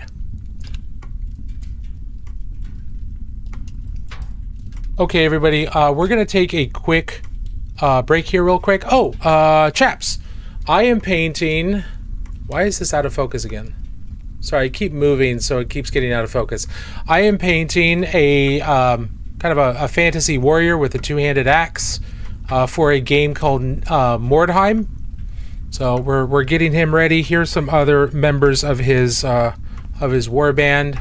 She's got her multi-barrel flintlock pistol and an axe. I've got our flagellant here. He's kind of like the guys at Monty Python Search for the Holy Grail, the guys that are chanting in Latin and smacking themselves in the face with a board. He's like that, but he's really angry and it wants to beat people. Got brother and sister, spearmen, spear warriors.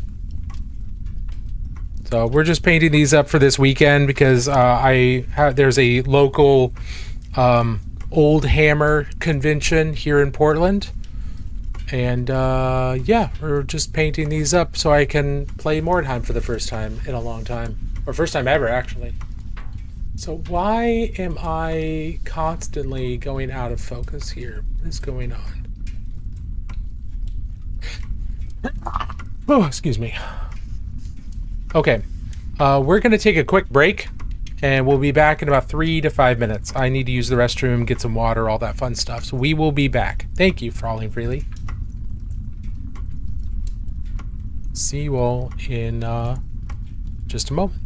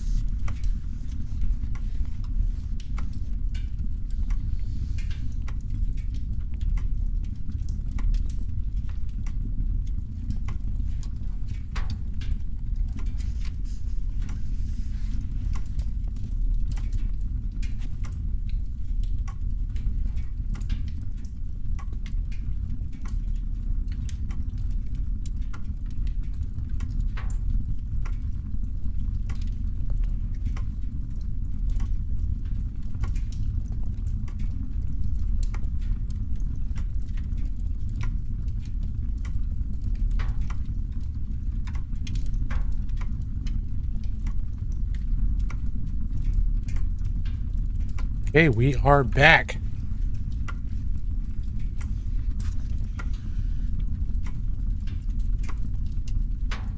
Thank y'all for sticking around.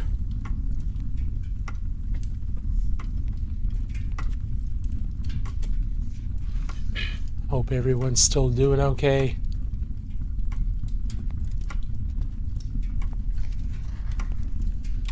Let's see. I want to get some ideas for the armor painting. Hey, thank you, Falling Freely. Oops.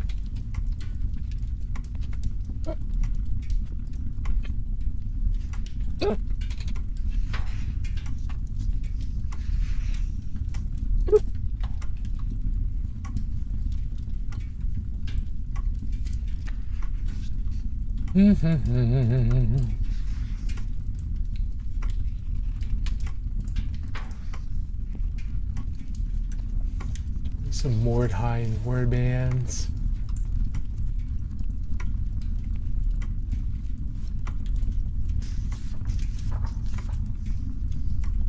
A lot of really cool old minis. A lot of cool new minis too. A lot of conversions. Mordheim is one of those games where conversions really kind of like the conversion potential is really, really good for lots of really cool looking models. You can use models from all kinds of different lines, 3D printed, plastic, metal, old school Mordheim, Age of Sigmar, D&D, all kinds of different stuff. Really, really very nice. Okay. Excuse me. Hey, Spudzer, how are you doing? I think you're probably aware, but your face cam is black. Thank you. I was not aware. I forgot to take it off. I appreciate that. So, let's see.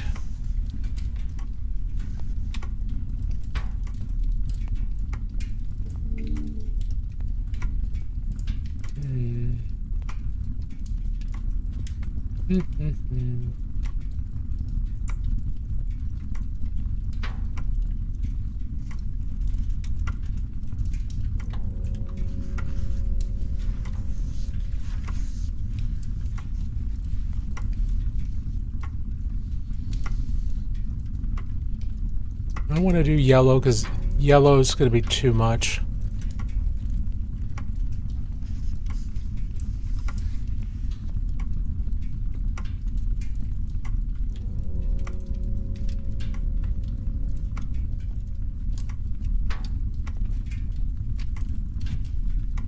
I think I know.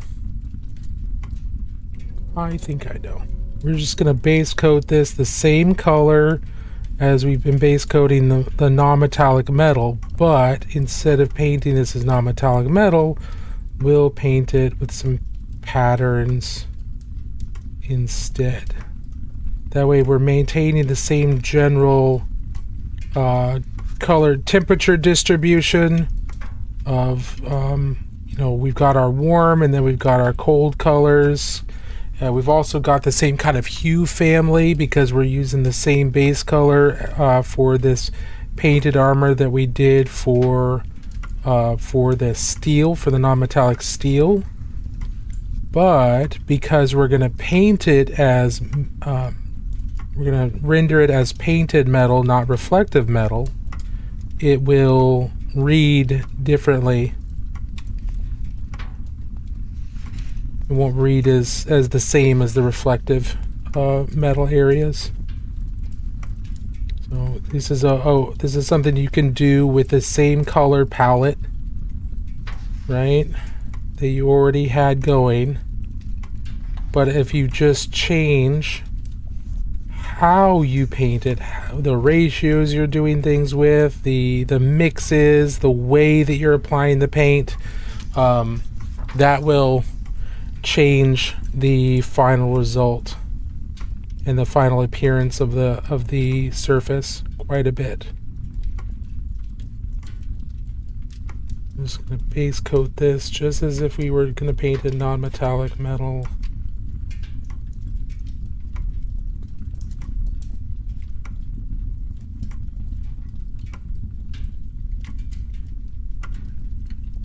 Be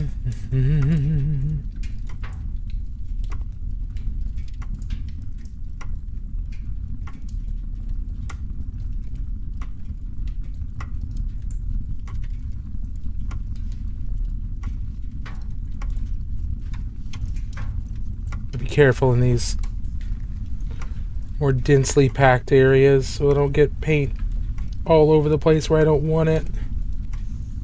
Just got to be a little bit more careful. Go.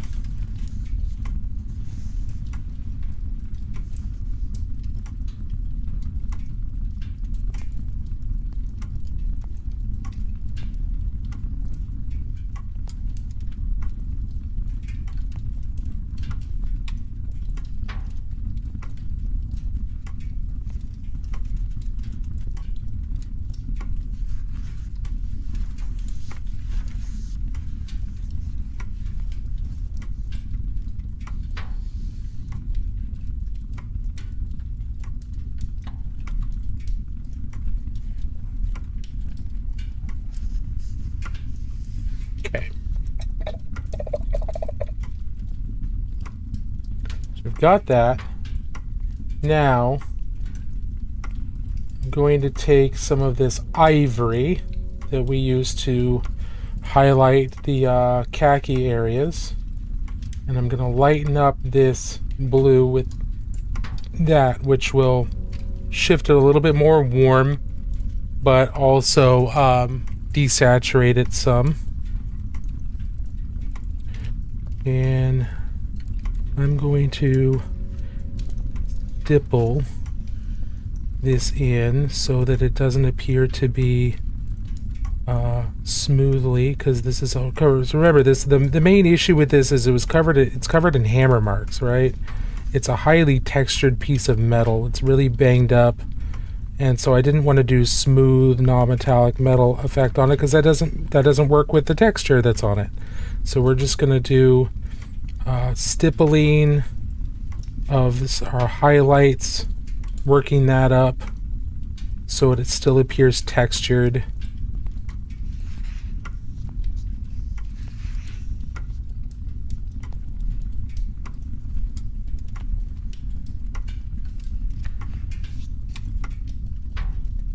It's going to take a couple layers to work this up, but we're also trying to pay attention to the shape of the each piece. So we're trying to still respect the geometric shape of the armor.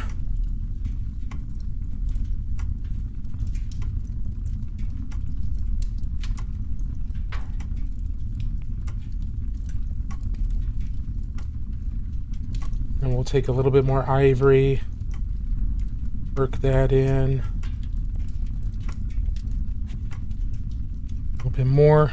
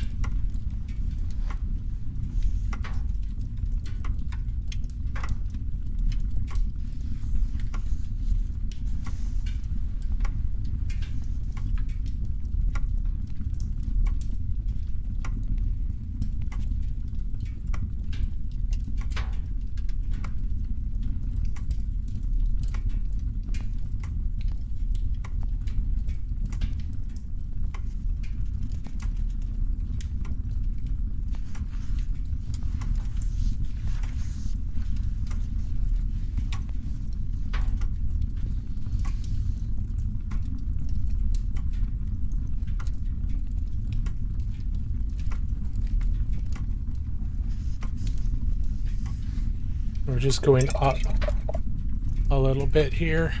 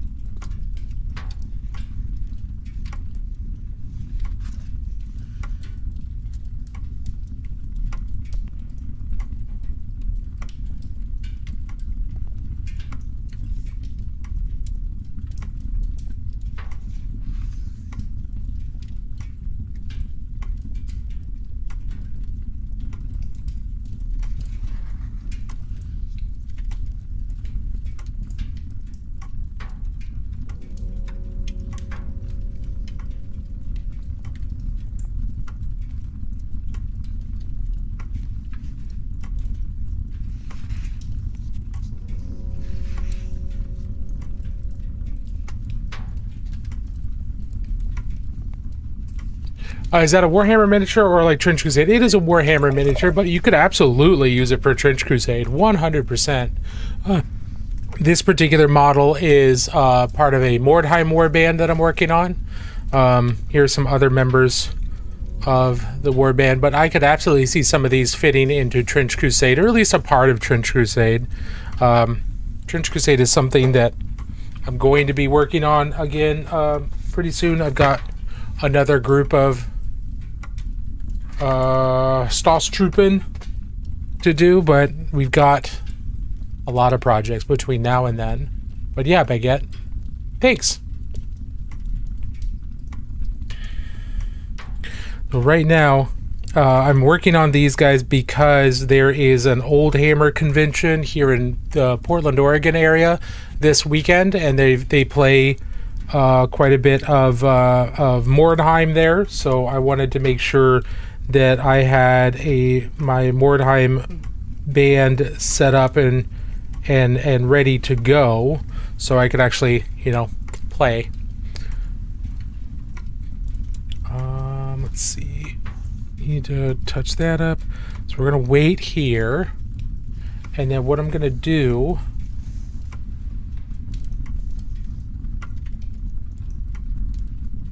So I want a little bit of an Old Hammer kind of theme to this guy, a feel to this guy.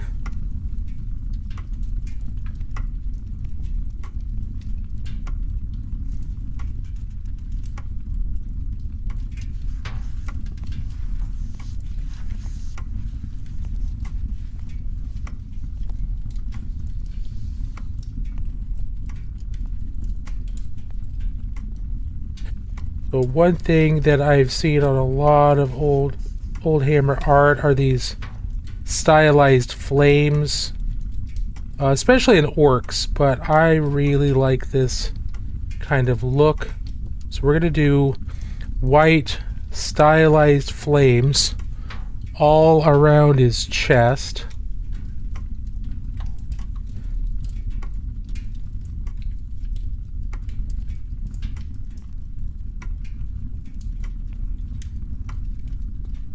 Just to help emphasize that this metal is painted rather than actual like raw metal.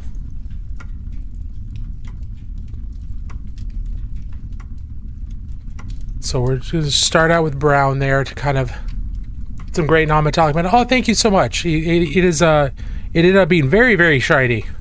Here's another one that we did tonight. At least did the non-metallic metal. Everything else on him was already pretty much done, but a little bit of the non-metallic metal. Trying to go fast. And emphasize the fact that, as long as you've got the values right and the placement more or less correct, the smooth blends don't really matter. They really don't, until you start getting to like display and really high quality painting. Like for non-metallic metal, so for a Golden Demon, obviously smooth blending is going to matter. But for just getting something to read as non-metallic metal, no, it's more about the values. It's more about the placement.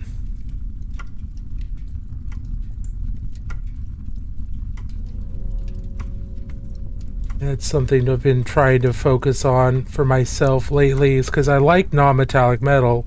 It just takes forever to paint because there's so much emphasis on smooth blends for it, and I want to find ways to paint some nice non-metallic metal without it being super blendy, because that is what eats up all of the time. That's what takes all of the time in non-metallic metal, is the blending. It takes forever.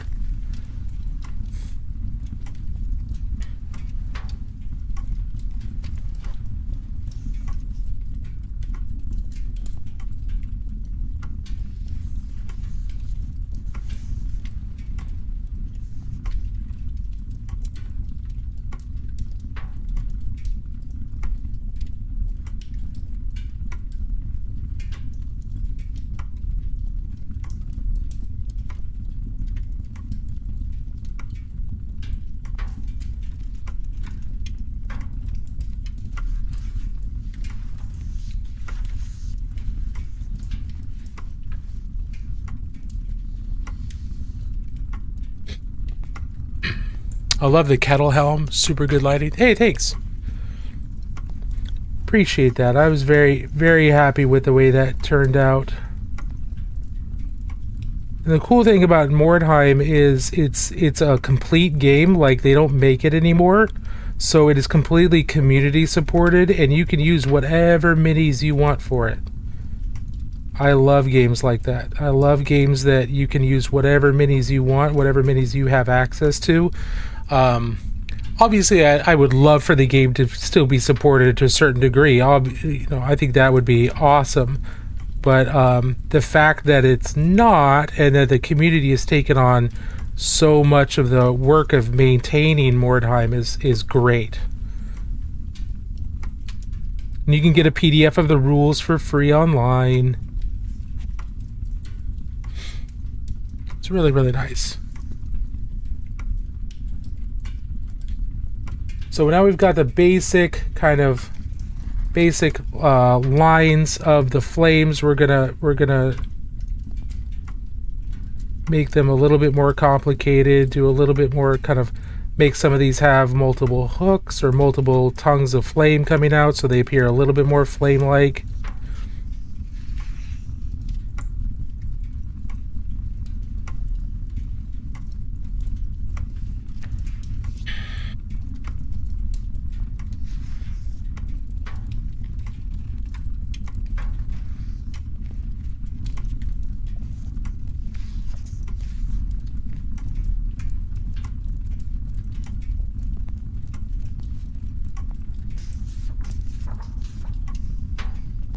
This is going to take a few passes, and that's okay. It's a lighter colored paint, this ivory that we're using, and that can take a while to build up proper opacity.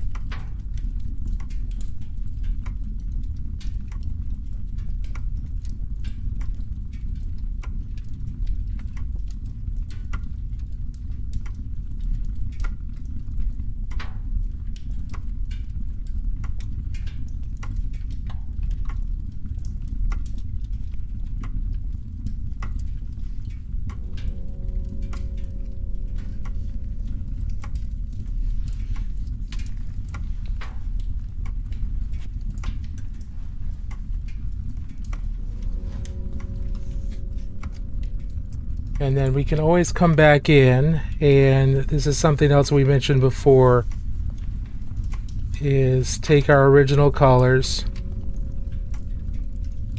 and carve those shapes down a little bit. If we've got them too big or too thick, we can come back in and we can shave those down. Make them more concentrated, more pointed.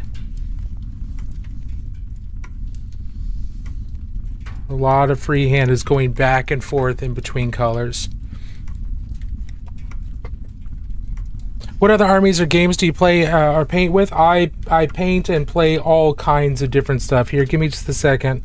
The last project we just did was I painted Jim Raynor from the new StarCraft miniatures game. I picked that up at when I was at Adepticon. That was really, really cool. Really liked painting him.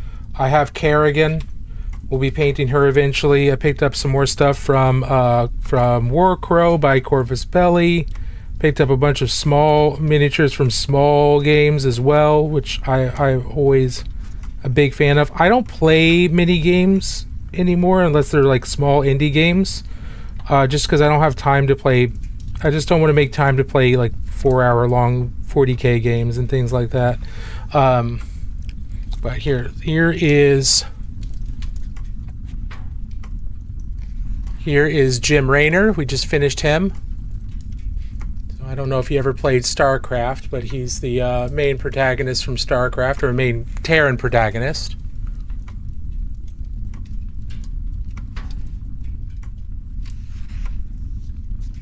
And I might play StarCraft at some point, but Yeah, it isn't released yet. They were selling it at Adepticon. It's on pre-order, and it should be released soon. But yeah, it's not out to stores yet. But you can still get it. You can see battle reports for it online from people that bought the game at Adepticon. They just kind of had it up for sale for early at Adepticon. Let's see.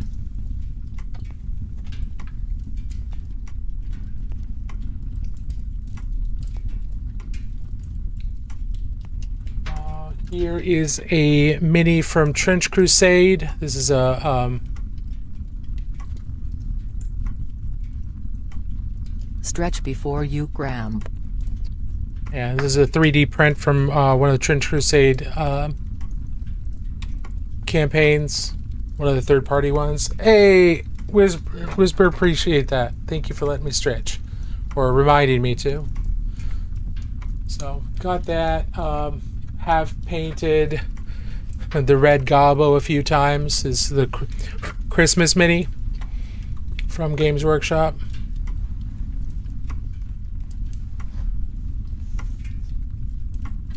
Yeah, the grunginess of Trench Crusade is really cool. I'm a fan. Do I have them close by? Yes.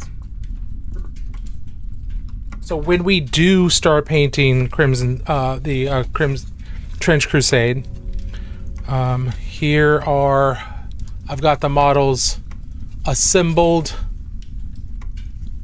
and primed. So these are the plastic Prussians. I do also have the Heretic Legions and Trench Pilgrims from the Kickstarter. I've got both of those full factions. I'll be painting those eventually too. But yeah, Trench Crusade's got lots of cool stuff, and I'm pretty excited for the future Trench Crusade. TBH, to be honest.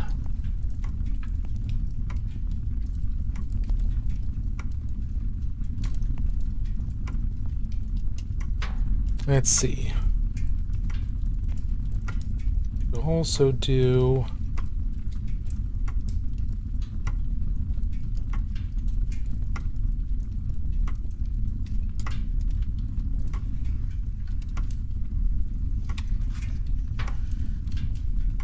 let's do a couple flames on his wrist bracers here.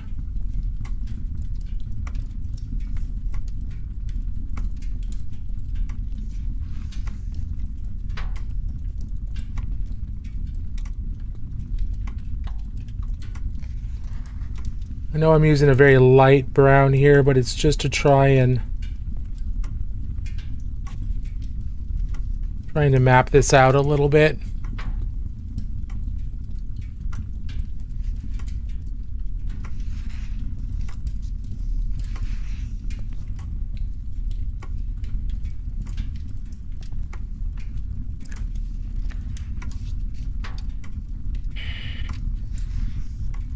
Try this a little bit differently, see if we can go kind of in between these so that I take fewer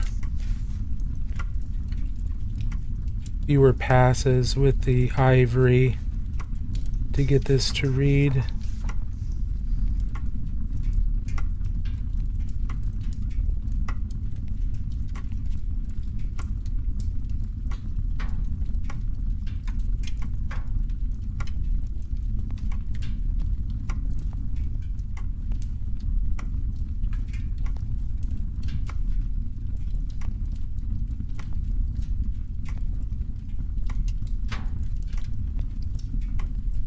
Go in with our pure ivory.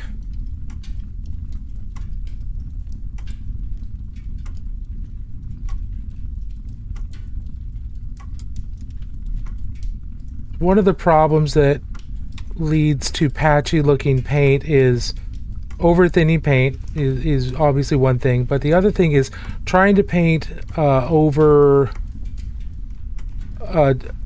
to paint a light color over a dark color is very difficult because acrylic paints are inherently translucent, so they have some transparency to them, some fairly significant transparency to them. And so when you paint a light color over a dark color, that dark color shows through really strongly. He arrives Precisely what it means to. Who was that? I am locked in at the moment. Who was that? Gilded Brush Studio, thank you so much for the raid. Welcome on in. How's it going? How would your stream go? What'd you work on? What'd you do? That axe looks amazing. Oh, thank you so much. What are some of your favorite Necromunda factions? I'm digging to look at the Paladin Enforcers. Paladin Enforcers are the last faction that I played, and I enjoyed them. Their look is really cool. Their play style is a little bit difficult. You really got to use a lot of utility with them. They can hit pretty hard, but if they don't hit, welcome. If they don't hit, they can be kind of glass cannons. They've got good armor, but as soon as they start taking damage, they can drop pretty quick. So be careful with that. I started using my grenades way too late, so I found using grenades to be very, very useful. And in fact, one of my grenades saved the entire campaign for my side. So make sure to use their utility, and then figure out ways to get multiple enforcers to target the same ganger. Don't just rely on one enforcer doing really well. It's probably not going to happen. You're probably going to have to hit an opponent with multiple enforcers to get the result you want. So just keep that in mind. But I like the enforcers quite a bit. I painted mine to look like Helldivers. That was a lot of fun. Let's see. Pillage! I was working on some Siege Turtle from Dragon Trapper's Lodge. Oh, very cool. I think I've seen the Siege Turtle. It looks really nice. As far as other Necromunda factions go, I really like the Eschers. I really like the Orlocks. Let's see. I like both of those quite a bit. The other ones are nice too. I don't have any that I dislike, but I think the Eschers, just for their Amazonian badassery, and then the Orlocks are really cool just because like they're the mining and manufacturing and stuff like that. I like that a lot. The guilds are also really interesting. But the Paladin Enforcers are probably my number one right now. I'm gonna pick up a bunch of fun centerpiece minis from Necromunda. Just finished the Cal Jericho novel and have to stop myself from buying his model. Dude, why would you not buy his model? It's a great model. So how far did you get, Gilded Brush, on the Siege Turtle? I don't know how big that model is. I imagine it's fairly large. Is it the one that's got like mice like riding the back of it? It's like it's equipped with like it's armed by mice? I can't remember. I swear I've seen pictures of it, but I don't remember right off the top of my head. Dragon Trapper's Lodge has got a lot of really cool stuff. Adventure Bell Gaming, hey, I am well, thank you. Thanks for dropping by. Thanks for coming in with a raid. Love the non-metallic metal. Thanks. Appreciate that. Got his his cleaver here. He's got his hammer and got his big old fire axe. And then we're putting some freehand on his armor. Kind of like white flame is kind of the idea. Now, him being big, like big brute dude, he probably doesn't care too much about how pristine the armor is and the freehand is, but that's okay. Trying to make him look a little old school Necromunda, or old school Mordheim. Old school Warhammer flavors. Okay, so set him aside, and I think the next thing we need to work on are is buttons. Her buttons first. Me see axe me slash. Yes, exactly. And you see, you've got her hatchet, whatever hatchet. She's got 2 hatchets, and she's got a 4-barreled pistol ready to blast you into next week. but she's got a double-breasted coat, so we need to give her buttons. And they should be shiny buttons, because why not? It's a fancy double-breasted coat. So we're going to do some really simple non-metallic metal buttons. You're going to use them as Mordheim? I am. I'm using all of these as my Witch Hunter warband in Mordheim. Here is the Witch Hunter captain. He is not in a state of being done, but I'm kind of working on what hits my fancy at the moment. As long as they all get done by Saturday, then we're in good shape. Saturday is the 3D Roleplay Con here in Portland. It's a very, very small convention of almost all Old Hammer games, and they usually have multiple games of Mordheim going. So I've got my rule book, and I'm getting my first warband put together.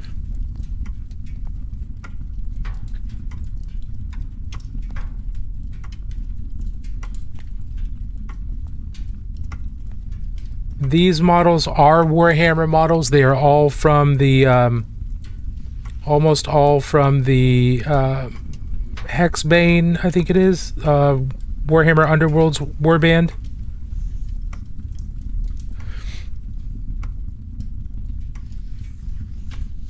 I figured they'd fit really good, fit in really well for a Mordheim warband. Awesome, I just recently finished some OG Pewter Witch Hunters on stream. Oh, very cool. Yeah, I don't have any of the OG Mordheim stuff. I might be able to find some stuff if people have it at the convention, but I don't have any myself.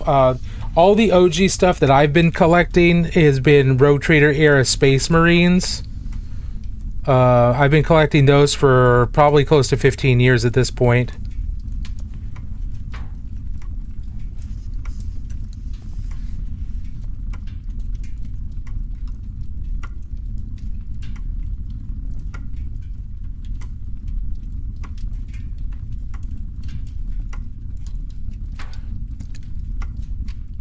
Actually,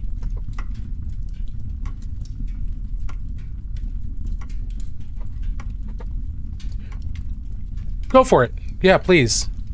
Oh, here is one of my plastic Beaky Marines painted up as a Rainbow Warrior. One of the OG Space Marine chapters from the very first edition of Warhammer 40k. And then here is the one of the metal Beakies. Both released at the same time. They released in the same time as the original edition of Warhammer 40,000, the same year. This is Brother Frost, is his name. But yeah, so I've got quite a few old school minis, but the Mordheim minis are not ones that I collected a whole lot of. Necromunda on the mind? Yeah, absolutely Necromunda on the mind, 100%. I used to play Mordheim. I played the Possessed. Oh, that's awesome.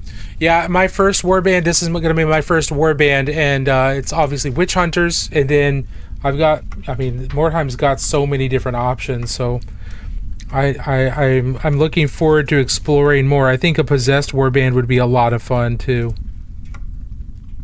And there's so many different options for, getting models and converting models for it.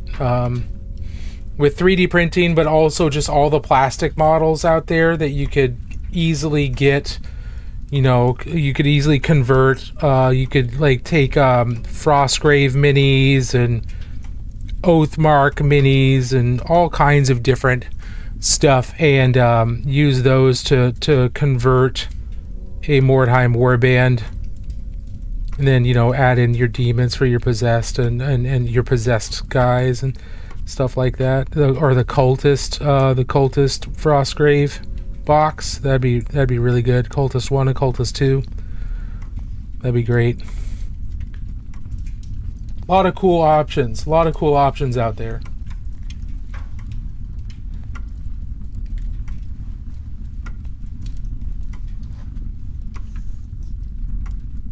And I was just saying before, I'm kind of glad that Mordheim is still seeing players, like it still has a player base, because they're so dedicated that it is possible to find people that still play in your area, most likely. It's just not like officially supported, so it can be difficult to get brand new players in, but it is possible, especially people that like indie games and like converting models. Games like Mordheim are perfect for them, for people like us.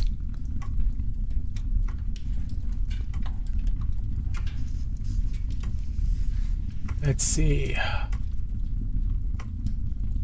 Dog Space Marines. Oh, that's cool.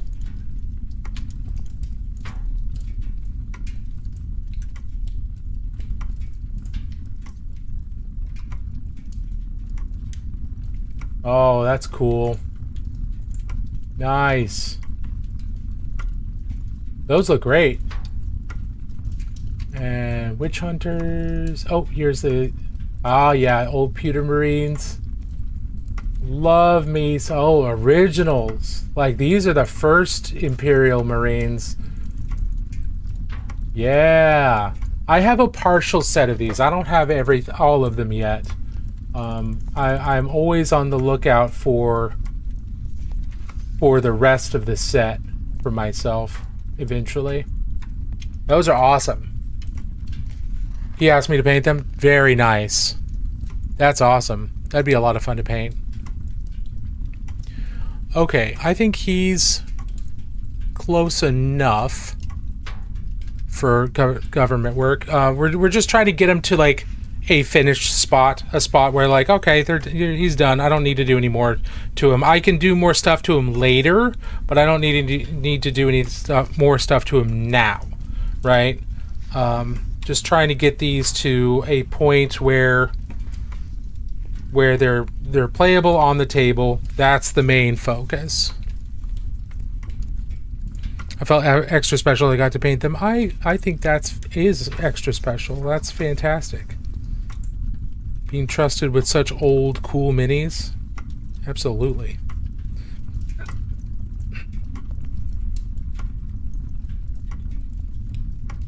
Okay, so what we've been doing for non-metallic metal is we're not worrying about blending as much. We're doing layers. And then we're just focused more on light placement and values. That is what is making the non-metallic metal work, because that is what makes non-metallic metal work. Light placement and values. Those are the two most important things. Smooth blends are very helpful, not necessary. You can use layers to get a good enough blend, but it doesn't have to be buttery smooth. You can have a rough blend.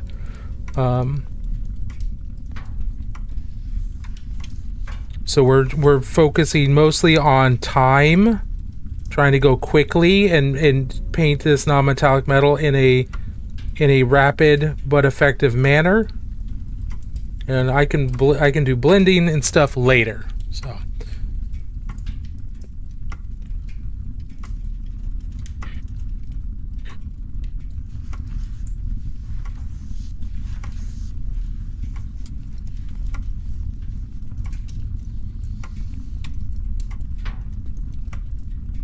So that's what you're gonna see here. You're gonna see some faster painting without too many blends. Just trying to get them done.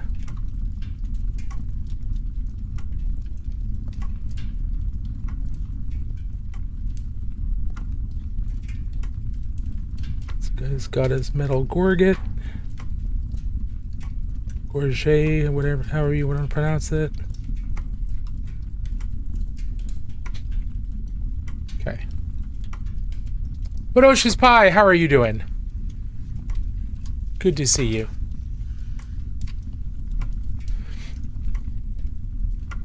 Alright, so first thing we're going to do is get a mix of our dark blue and our light gray blue, or our dark blue black is what it actually is.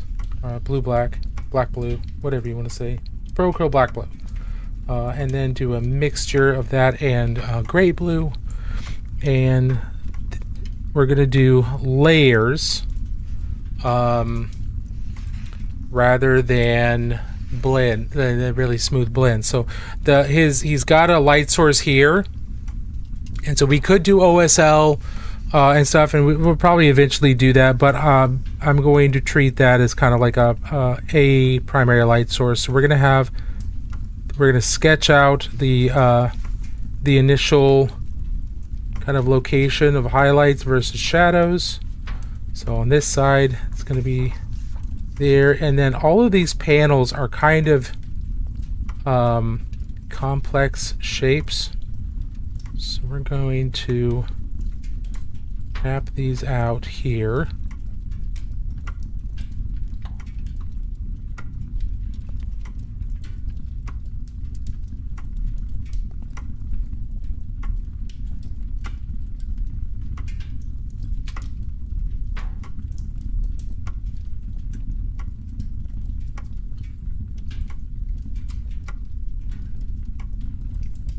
Over here we've got different light sources going to be filling this in, so I'm trying to make this fairly consistent as well.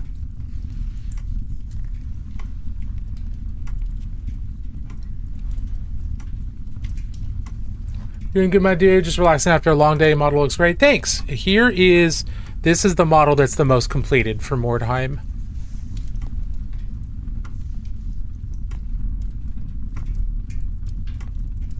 He's the most done. He's not quite done, but he's the most done. And then, of course, we've got her. And then we've got this brother and sister spear team.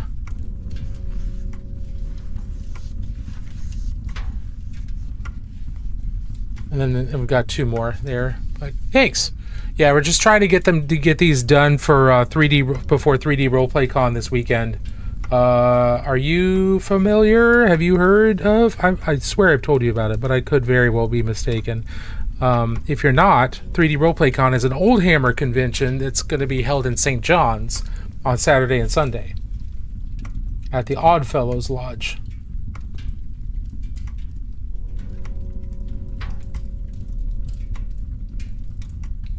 And it's going to have lots of indie games, but then also mostly old school Old Hammer games like Mordheim and original Necromunda and stuff like that.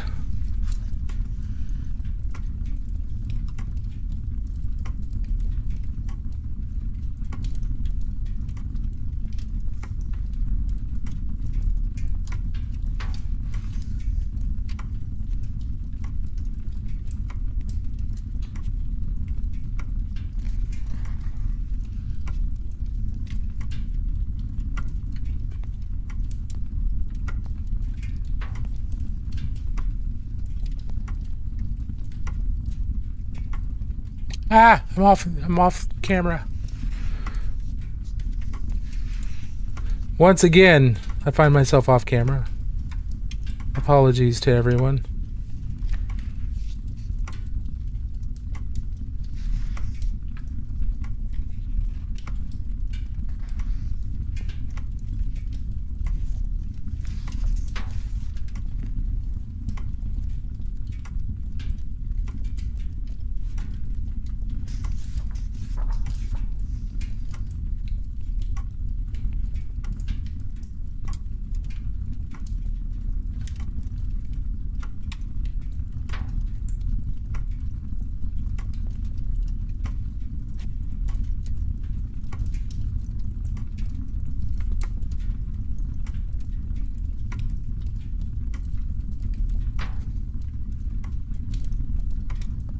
So bad at keeping this on camera. I'm sorry, everyone. There is an alert. If I don't notice, you can use your channel points that you just naturally gather. There's an alert to smack me upside the head and tell me that the mini's off camera. So it doesn't cost any money. It just costs runes, which you build up normally here. Why is that still up? I keep forgetting to turn that off. Thank you for the happy birthday wishes, even though my birthday was back in January, and I have yet to turn that off. But I appreciate you letting me know. Appreciate it. Have you been working on anything, Glorious Pie? Stretch before you cramp. Too late.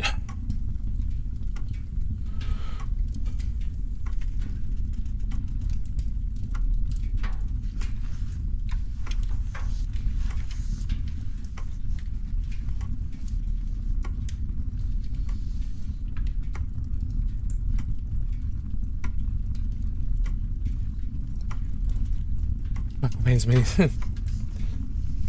I'm cramping. Just as you say that, it's too late.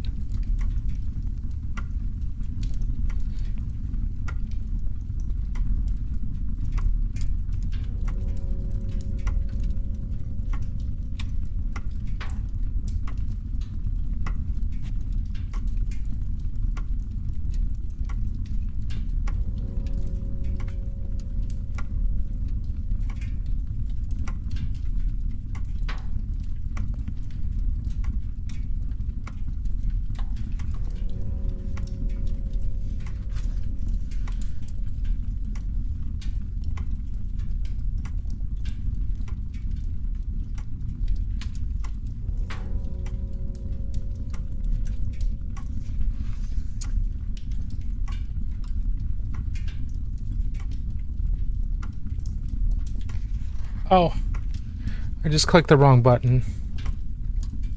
Alright, brace yourself. I just clicked the run 3-minute ad button. I was trying to pause it and I misclicked. Misinput. I'm so sorry. We will continue painting when the ads are over.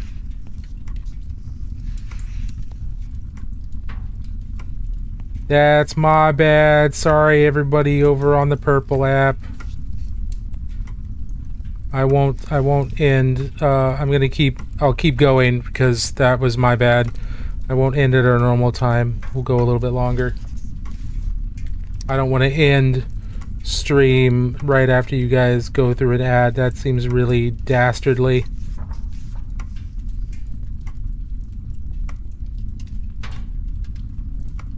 Seems like it'd be a little messed up.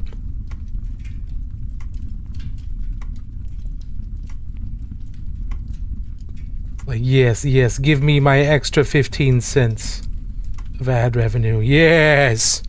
Yes! So weird that I've never seen an ad on Twitch. That is odd, but I'm glad that you haven't got that. That's good. Ads are very annoying on Twitch.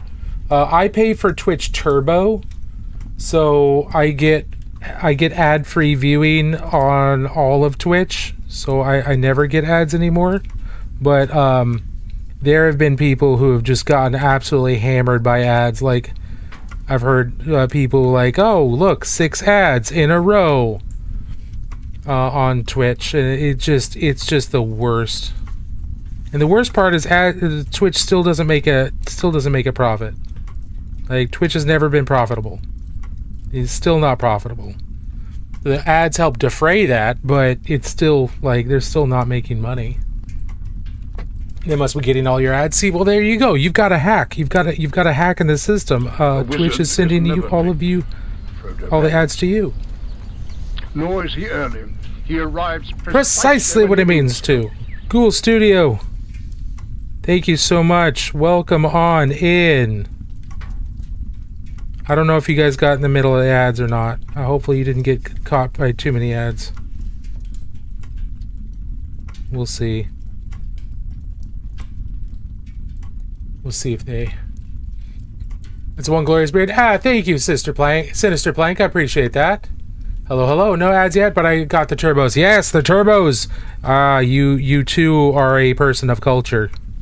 The turbos are all. The turbos are what make Twitch truly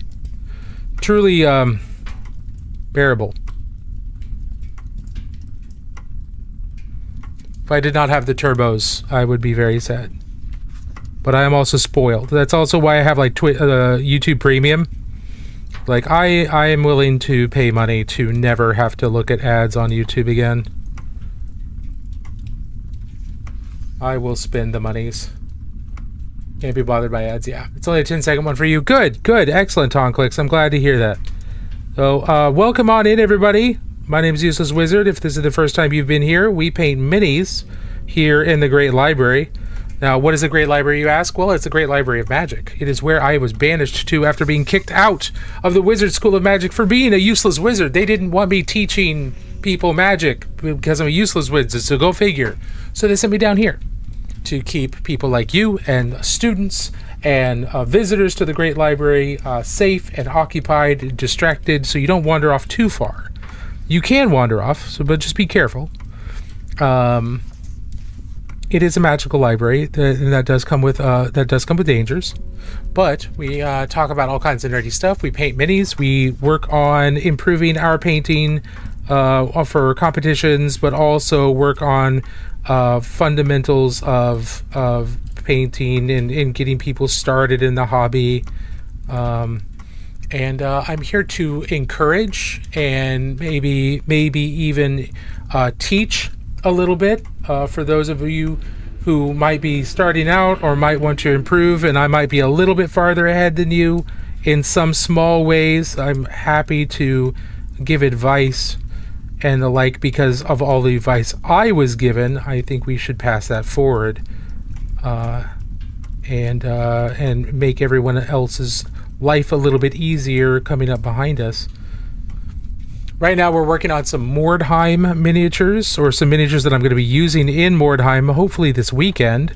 This weekend there's 3D Roleplay Con here in the Portland, Oregon area. It is an Old Hammer convention, pretty small, less than 50 people, but it is going to be year number 5, and I look forward to this convention every year almost as much as I look forward to Adepticon.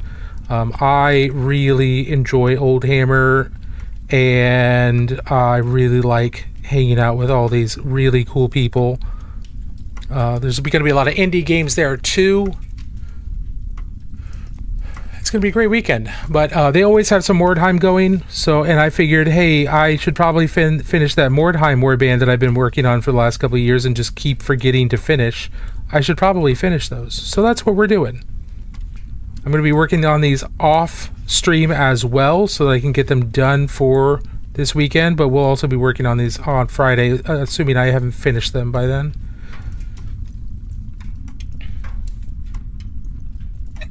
I'll be getting the City of Ashbox soonish. Time to finally get my Eschen Warband for Mordheim done. Oh, very cool. That sounds awesome. Useless wizard kicked out of the wizard school reminds me of absurd. Yeah.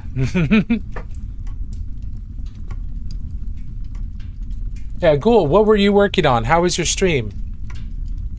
Oh, this is... We just knocked out this this basic non-metallic metal for our Witch Hunter captain or Witch Hunter leader. Still got to do the non-metallic metal for the pistols, but we also just worked on this guy.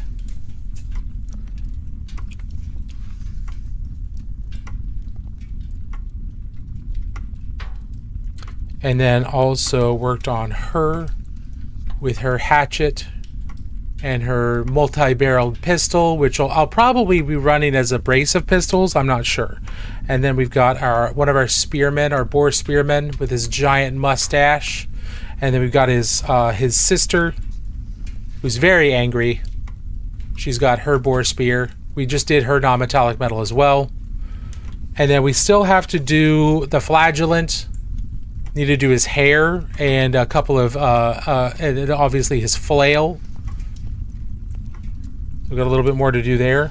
And then we've got this gentleman who's got his crossbow with explosive bolts, but it's just going to be running as a regular crossbow. His armor will also be painted very similar to this because of how rough the armor is, I'm not painting that non-metallic metal. That's going to be painted armor. And then we're leaving it at that. I'm not doing hammer marked non-metallic metal with hammer marks. And then of course we have a whole bunch of good boys, like this fellow, we're gonna fill in the rest of the list. I can't run all of these. I can only run a few of them, but they'll be filling out the list. So I made sure that I had lots of good boys for this list, so that I can run varying numbers of them if I end up dropping someone else out of the list. And then I did pick up this 3D printed good boy. He is an older good boy with a peg leg, but he's still a good boy, and he's still a viable witch hunter. Goodest boys are essentials, especially for witch hunter warbands. 100%.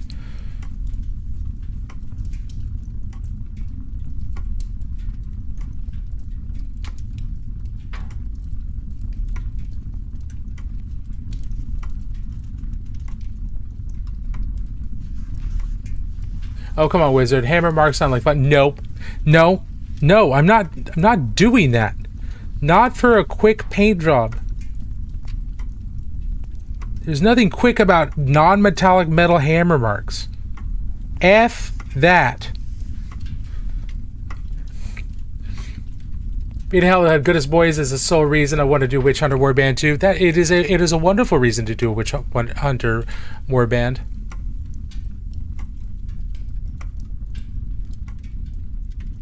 Cool, you and I, we both talked about the pains of complex compound surfaces and non-metallic metal, and here you are saying that looks like fun.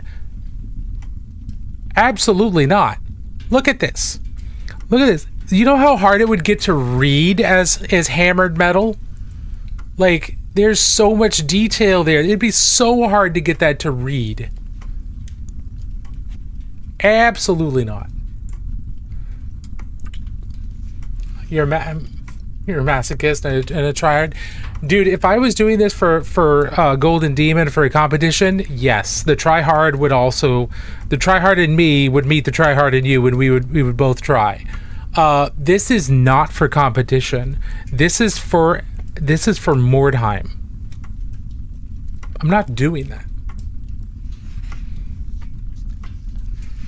I do have that Warcry warband. I need to get the Hunters one too. Yeah, are these guys Warcry? Yeah, I know that there was one for Warcry and one for Underworlds.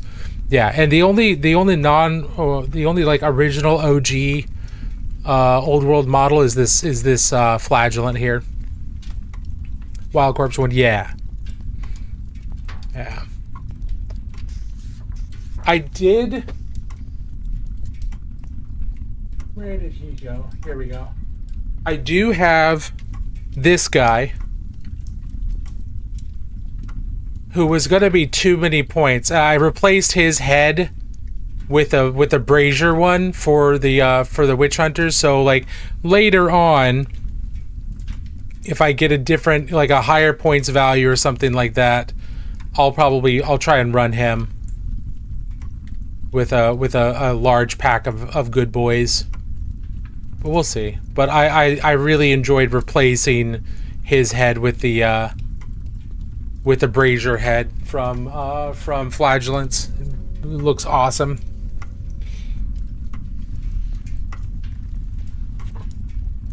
Okay. Who were we working on? Working on this guy. Okay.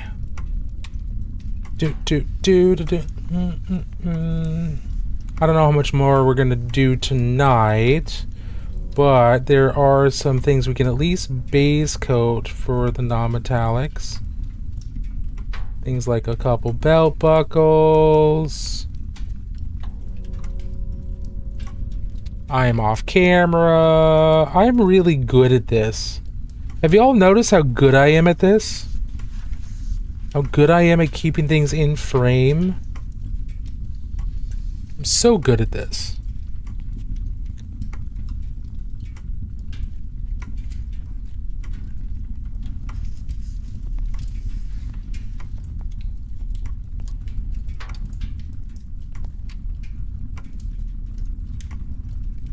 All right, I'm off to make some spicy ramen. Have a wonderful night, man. All right, Ghoul Studio, have a fantastic rest of your night. Thank you for bringing all of your ghoulies over. Appreciate it. Welcome on in, everybody. I know I've said that already, but my name is Useless Wizard. I am the Wizard of Useless Magic, and this is the Great Library of Magic. If you have any questions, please don't hesitate to ask. We are here to answer questions, encourage you in your painting journey, or your painting self-torture, however you want to describe it. If you have questions about Warhammer or Necromunda, lore, mini painting, anything like that, I will do my best to answer. I know quite a bit about, I know some about Trench Crusade and a few other different worlds as well, but Warhammer, 40k, and Necromunda are kind of my mains at the moment. Consummate professional, yes, absolutely, absolutely.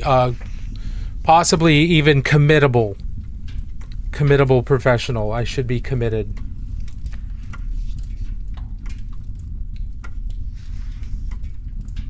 I are a good streamer.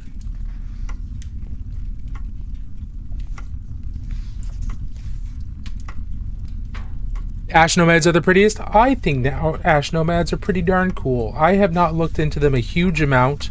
I have picked up quite a few squats. I think I have most of the stuff for squats except for the big vehicle, which I don't know if I'll ever play big vehicles in Necromunda, so I don't know if I'll ever get that, but it's really pretty. It's really pretty. I like the squats quite a bit. I like the Paladite Enforcers, and I like the squats. The Ash Waste guys are also very, very cool. I don't know how much of that stuff I have for them. So I don't know if I can really dive into that too much. I am kind of happy that they kind of modified the Ratkin lore, so it's a little less problematic. Although they did basically just make them into Fremen, which also has some possible problematic issues, but maybe not as glaring. But that's okay. They're still really, really cool. The Ogren issues, yeah, the Slave Ogren, the Servitor Ogrens, they are very cool. They've got some really cool, really, really cool kits. What clan do you like most in Necromunda? It's probably the weakest area of 40k. I like the squats, and I said before I really like the Escher, and I like the Orlok. But above all those, I like the Paladite Enforcers, just because I like the way they look. I like the way they look. I like how just absurdly tongue-in-cheek authoritarian they are. How incredibly corrupt they are. It's entertaining. And I really like the squats quite a bit. The actual Necromunda squats make me very happy. And the Eschers are just awesome. Just like Amazonian drug queens is hysterical. They embrace the ACAB. Yeah. Yes, they do embrace the ACAB. And I do have a t-shirt that says all our BDs are bastards. All Arbites, however you want to pronounce that, and it makes me very happy because in 40k they are absolutely all bastards. There's no question, there's no arguing that, in my opinion, and that makes me happy. It's kind of like one of those settings where you're just like, look, I know these guys are bad guys, but they're like kind of cool bad guys, but I know they're awful people. I would never want to actually associate with them in real life, but they're in the game, they're kind of cool. It's kind of like that. It's why people like the Imperium. It's why people like Chaos. It's just like, look, these are objectively awful people. I would never willingly associate myself with them if they were real people, because this is obviously just absolutely fracked. But they're kind of cool, so I'm going to play them in game.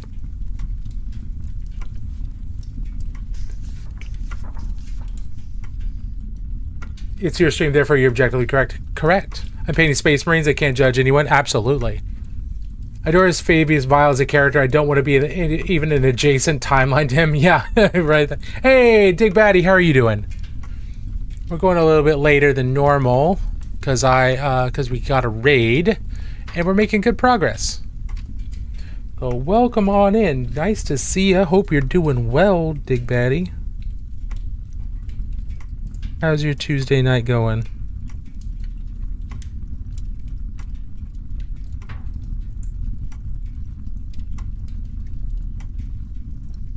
Yeah, so see, using the proper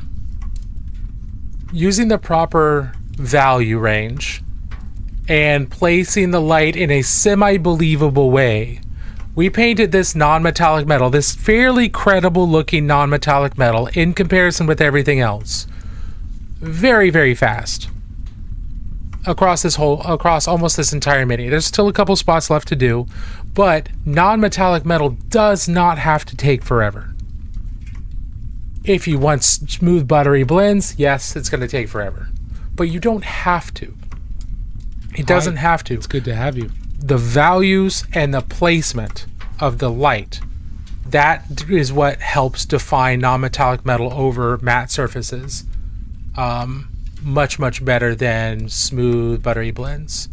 And you could do that pretty quick. Like, none of this was non-metallic metal before until just before, I think, Ghoul's raid or the raid before that, and then we just kind of all slapped it in and went really quick.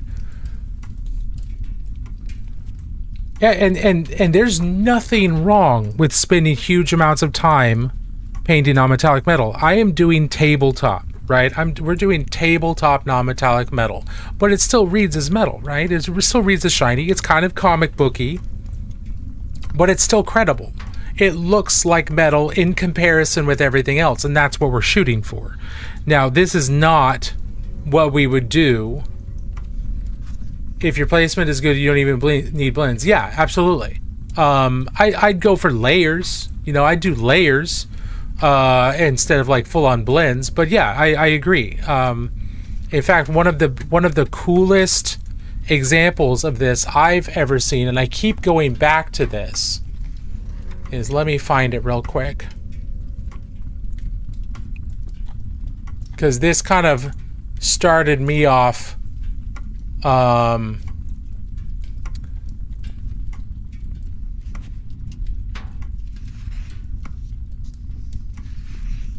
while ago in thinking about this and thinking about just light placement versus everything else. So I'm going to share my screen. So here we go. Yeah. So look at this guy. Like, he looks pretty darn cool. Very shiny, like OSL, shiny black armor, right? And then we zoom in. Zoom in as far as we can go. That's as far as I can zoom in. These are all layers. So there's black, dark, like a really dark gray, a darker neutral gray, lighter gray, light gray, and almost white, just off white. There's like 1, 2, 3, 4, 5 distinct layers that I can see here, probably closer to 6. 6 different grays all leading up to that, and it's about placement, and none of these are blended smoothly into one another. Over here we can see black, dark gray, kind of a darker neutral gray, light gray, almost white.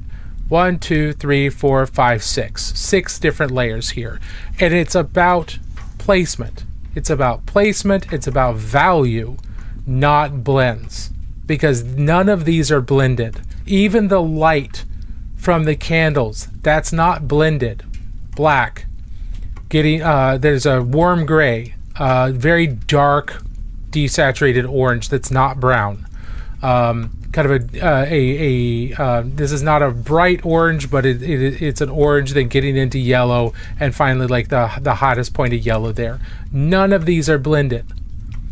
There's some stippling, there's some unevenness, so your eye can blend it naturally a little bit better, but you can still see distinct layers of paint, and it looks amazing. So placement and value and hue are far more important than blending. Don't focus on blending as much. Focus on light placement, focus on value. Hue will come as you're playing around and learn that. Focus on light placement, focus on value.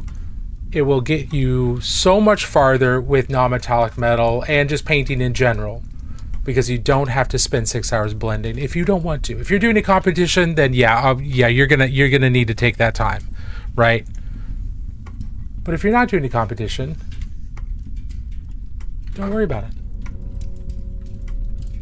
Yeah, Dark Souls Paladin look armor? Exactly.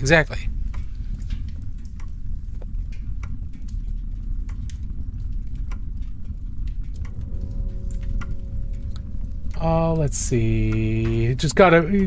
You were doing tabletop originally, you just got a bit carried away? Yeah. I do have some whips on Instagram for share. Yeah, absolutely. Sinister Playing, feel free to share. We are link friendly. And every Friday, we try to do this, every Friday we have a community spotlight. So if you ever want to show anything off in the community spotlight, you can pop into our Discord and post in the works in progress or the completed projects channels, and we'll show those off and brag on you to everybody who's there on Friday. So if you ever want to show anything off, feel free to do that. Otherwise, we're link friendly here as well. Yeah, you could just start glazing, absolutely. Oh, Size of the Emperor. Very cool. These are really good. These are really, really nice. I think, yeah. I love some of the, man, your faces are really good. Yeah, I'm gonna be studying your stuff. This all looks really, really nice. Especially these. Yeah. Oh, that black armor looks amazing. The black armor on the Deathwatch Crimson Fist Gravis guy. That black armor looks amazing. Really, really nice.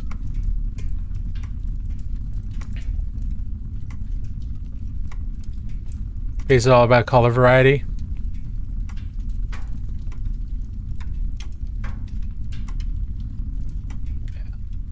Yeah, and that's something I need to work. I need to learn a lot more about adding in color variety to faces, things like that. So like, here. This is Jim Raynor that we just finished painting a couple streams ago, last time we were live. And I think his face looks pretty good. We got some color variety there. We got a little bit of yellows. We got 5 o'clock shadow with some blues. And then we got some red flush around his nose and his cheeks. So that's nice. I just need to keep working on adding in that color variety, and tried a different way to do black. I went with grays instead of what I typically do for black, which is this guy, where I do gray blues or blue grays, however you want to put that.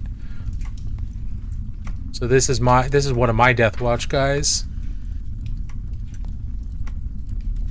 Still need to decide on what chapter to paint him. But I wanted to do black armor that wasn't super shiny. Because tonight will be the night that I first warp for you. Yeah. Thank you, nobody. That is a fantastic reference. Yeah, Jim Raynor does look kind of like very like outside your window with my radio.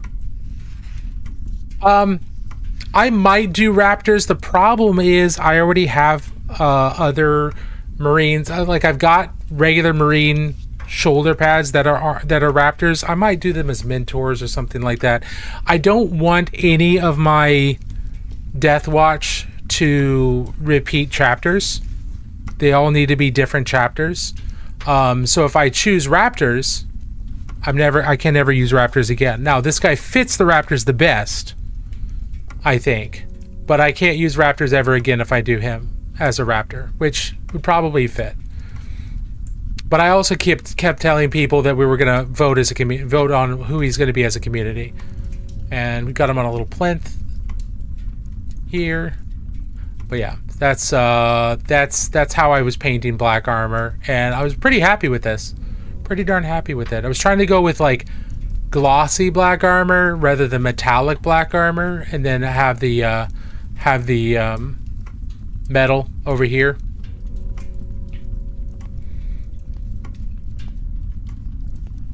Any Trader Legion that remain loyalists in mind for Death Watch? Oh, maybe. I don't know. That would be kind of cool, but the Death Watch are I think most of the Trader Legions, Death Watch I don't think existed during the Heresy because the Inquisition didn't exist during the Heresy. And the Death Watch are specifically meant to work with Ordo Xenos. So any chapter, any Marine that was originally of a Trader Legion would be a Black Shield, I believe is what they're called. And they would have most likely died, 10,000 years ago. Like enameled armor rather than black metal. Yeah, a little bit more enameled. Yeah, I didn't want to do like black non-metallic metal. I wanted to try and get kind of a semi-glossy look. But it's my it's my Death Watch, guys. I could make a Death Watch Emperor's Children if I wanted to. Like, I could do that. I could take like a whole bunch of guys. Yeah, it would have to be one of Call's. Absolutely. Yeah, absolutely. It could be. 100%. Rolled into a Loyal Legion, yeah, or escaped like the museum, escaped Call. He's a clone of one of the original leaders, or escaped why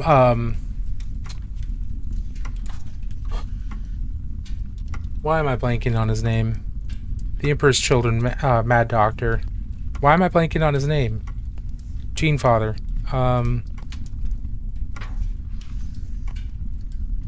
Oh my God, Fabius Bile. Thank you. Could escape Fabius Bile. There's a bunch of different ways that it could be done. One of them is absolutely going to be a Rainbow Warrior. Like that. That's not even a question. Because Rainbow Warriors are my special interest project.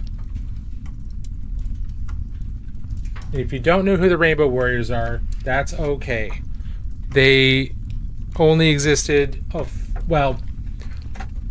they've been mentioned in other editions, but they've only really existed as like an acknowledged current Space Marine chapter in the very first edition of 40K.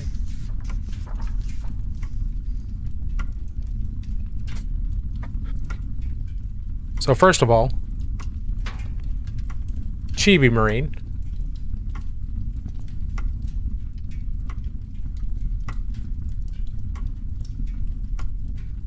Yeah, there's some kind of big oopsie that happened, but I've got my own headcanon for that. So we've got this guy. And then from Epic Duck, I haven't finished this yet, but from Epic Duck, got our Duck Marine.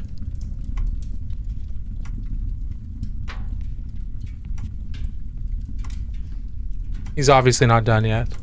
But then we've got our Primaris Lieutenant with his power sword.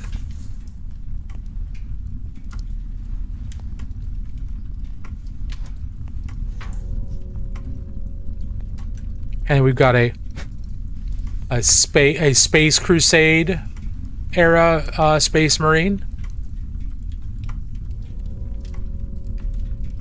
Yeah, the Duckies are awesome. And we've got our Mark IV Lieutenant.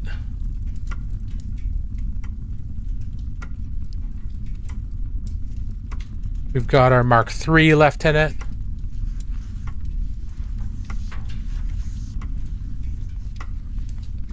I'm painting... we've got original metal beaky. I've also got an original plastic beaky painted as a Rainbow Warrior. Basically, I'm going to be painting one of every type of Space Marine, including the McFarlane Marines and the Joy Toy Marines, as Rainbow Warriors.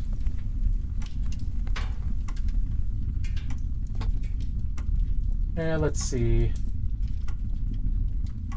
We've got a Mark VI Lieutenant that needs to be worked on. We got a Mark V Lieutenant that needs to be done. I've got a Mark VIII Lieutenant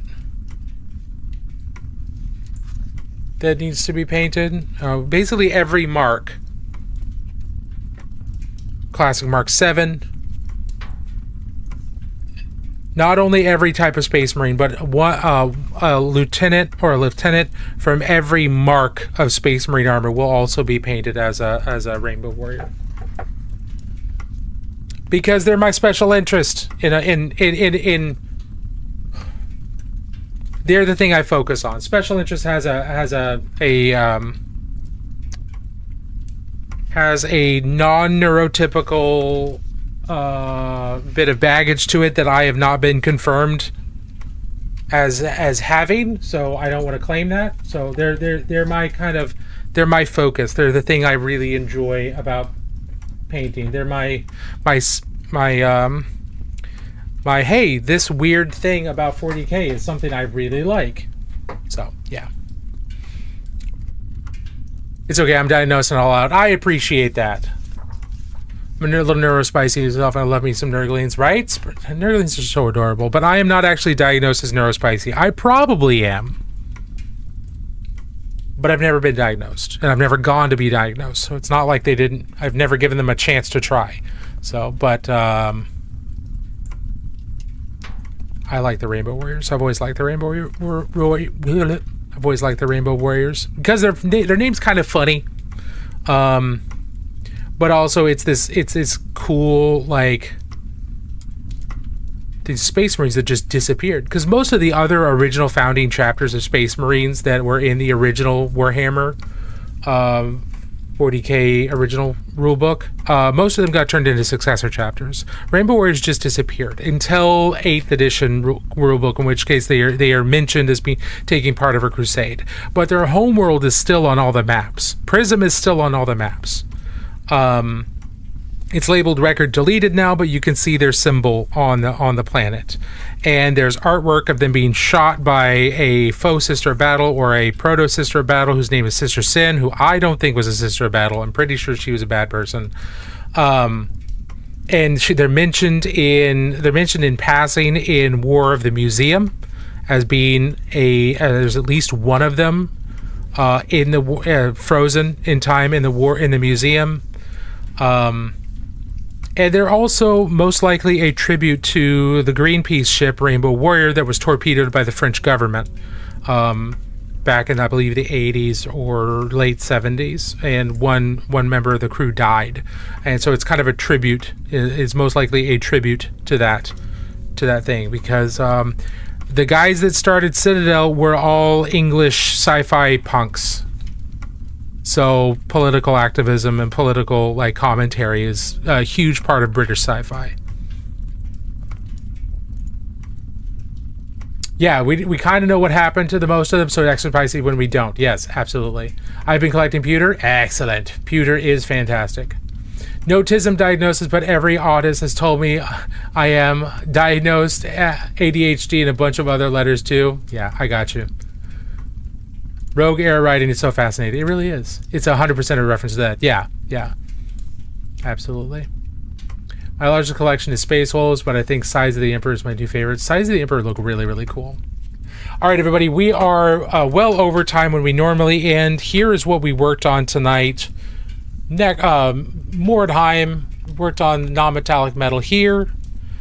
And then we worked on the armor and non-metallic metal here. And then we worked on the non-metallic metal here.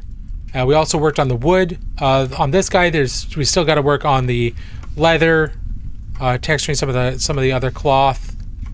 Got his hat band. Got some other stuff. So I will be working on these off of stream as well, because I want to have these done by Saturday. So there will be a lot of work on these afterwards, off stream as well. But the next scheduled stream is Friday. So if you want to be part of the showcase, hop into our Discord, post your works in progress, post your completed works if you want to show off on Friday. We don't do unsolicited feedback. So if you want feedback on anything, make sure you say it in your post. Otherwise, we're just going to tell you this looks awesome and things we really like about it. And then we'll move on from there. So we don't do unsolicited feedback because sometimes people just want to be able to show off what they're proud of without worrying about, oh, I'm going to have some chud telling me, oh, I should have wet blended that or whatever. So we just want to give people a place to show off just for the joy of showing off. So that's going to be on Friday. We'll also, if we're not done with the Mordheim guys, we'll be working on them on Friday as well, in hopes of having them done for Saturday. Oh, I forgot to show you. This is the Ogre Bodyguard that I can't run right off the bat, but when I can run him, this is him. This is the Ogre Bodyguard. We painted him a while ago. All right, everybody, thank you so much for being here tonight. I very much appreciate it. I'm going to go ahead and end the stream over on TikTok. And we're going to end the stream over on YouTube's, just so that those are done. Okay.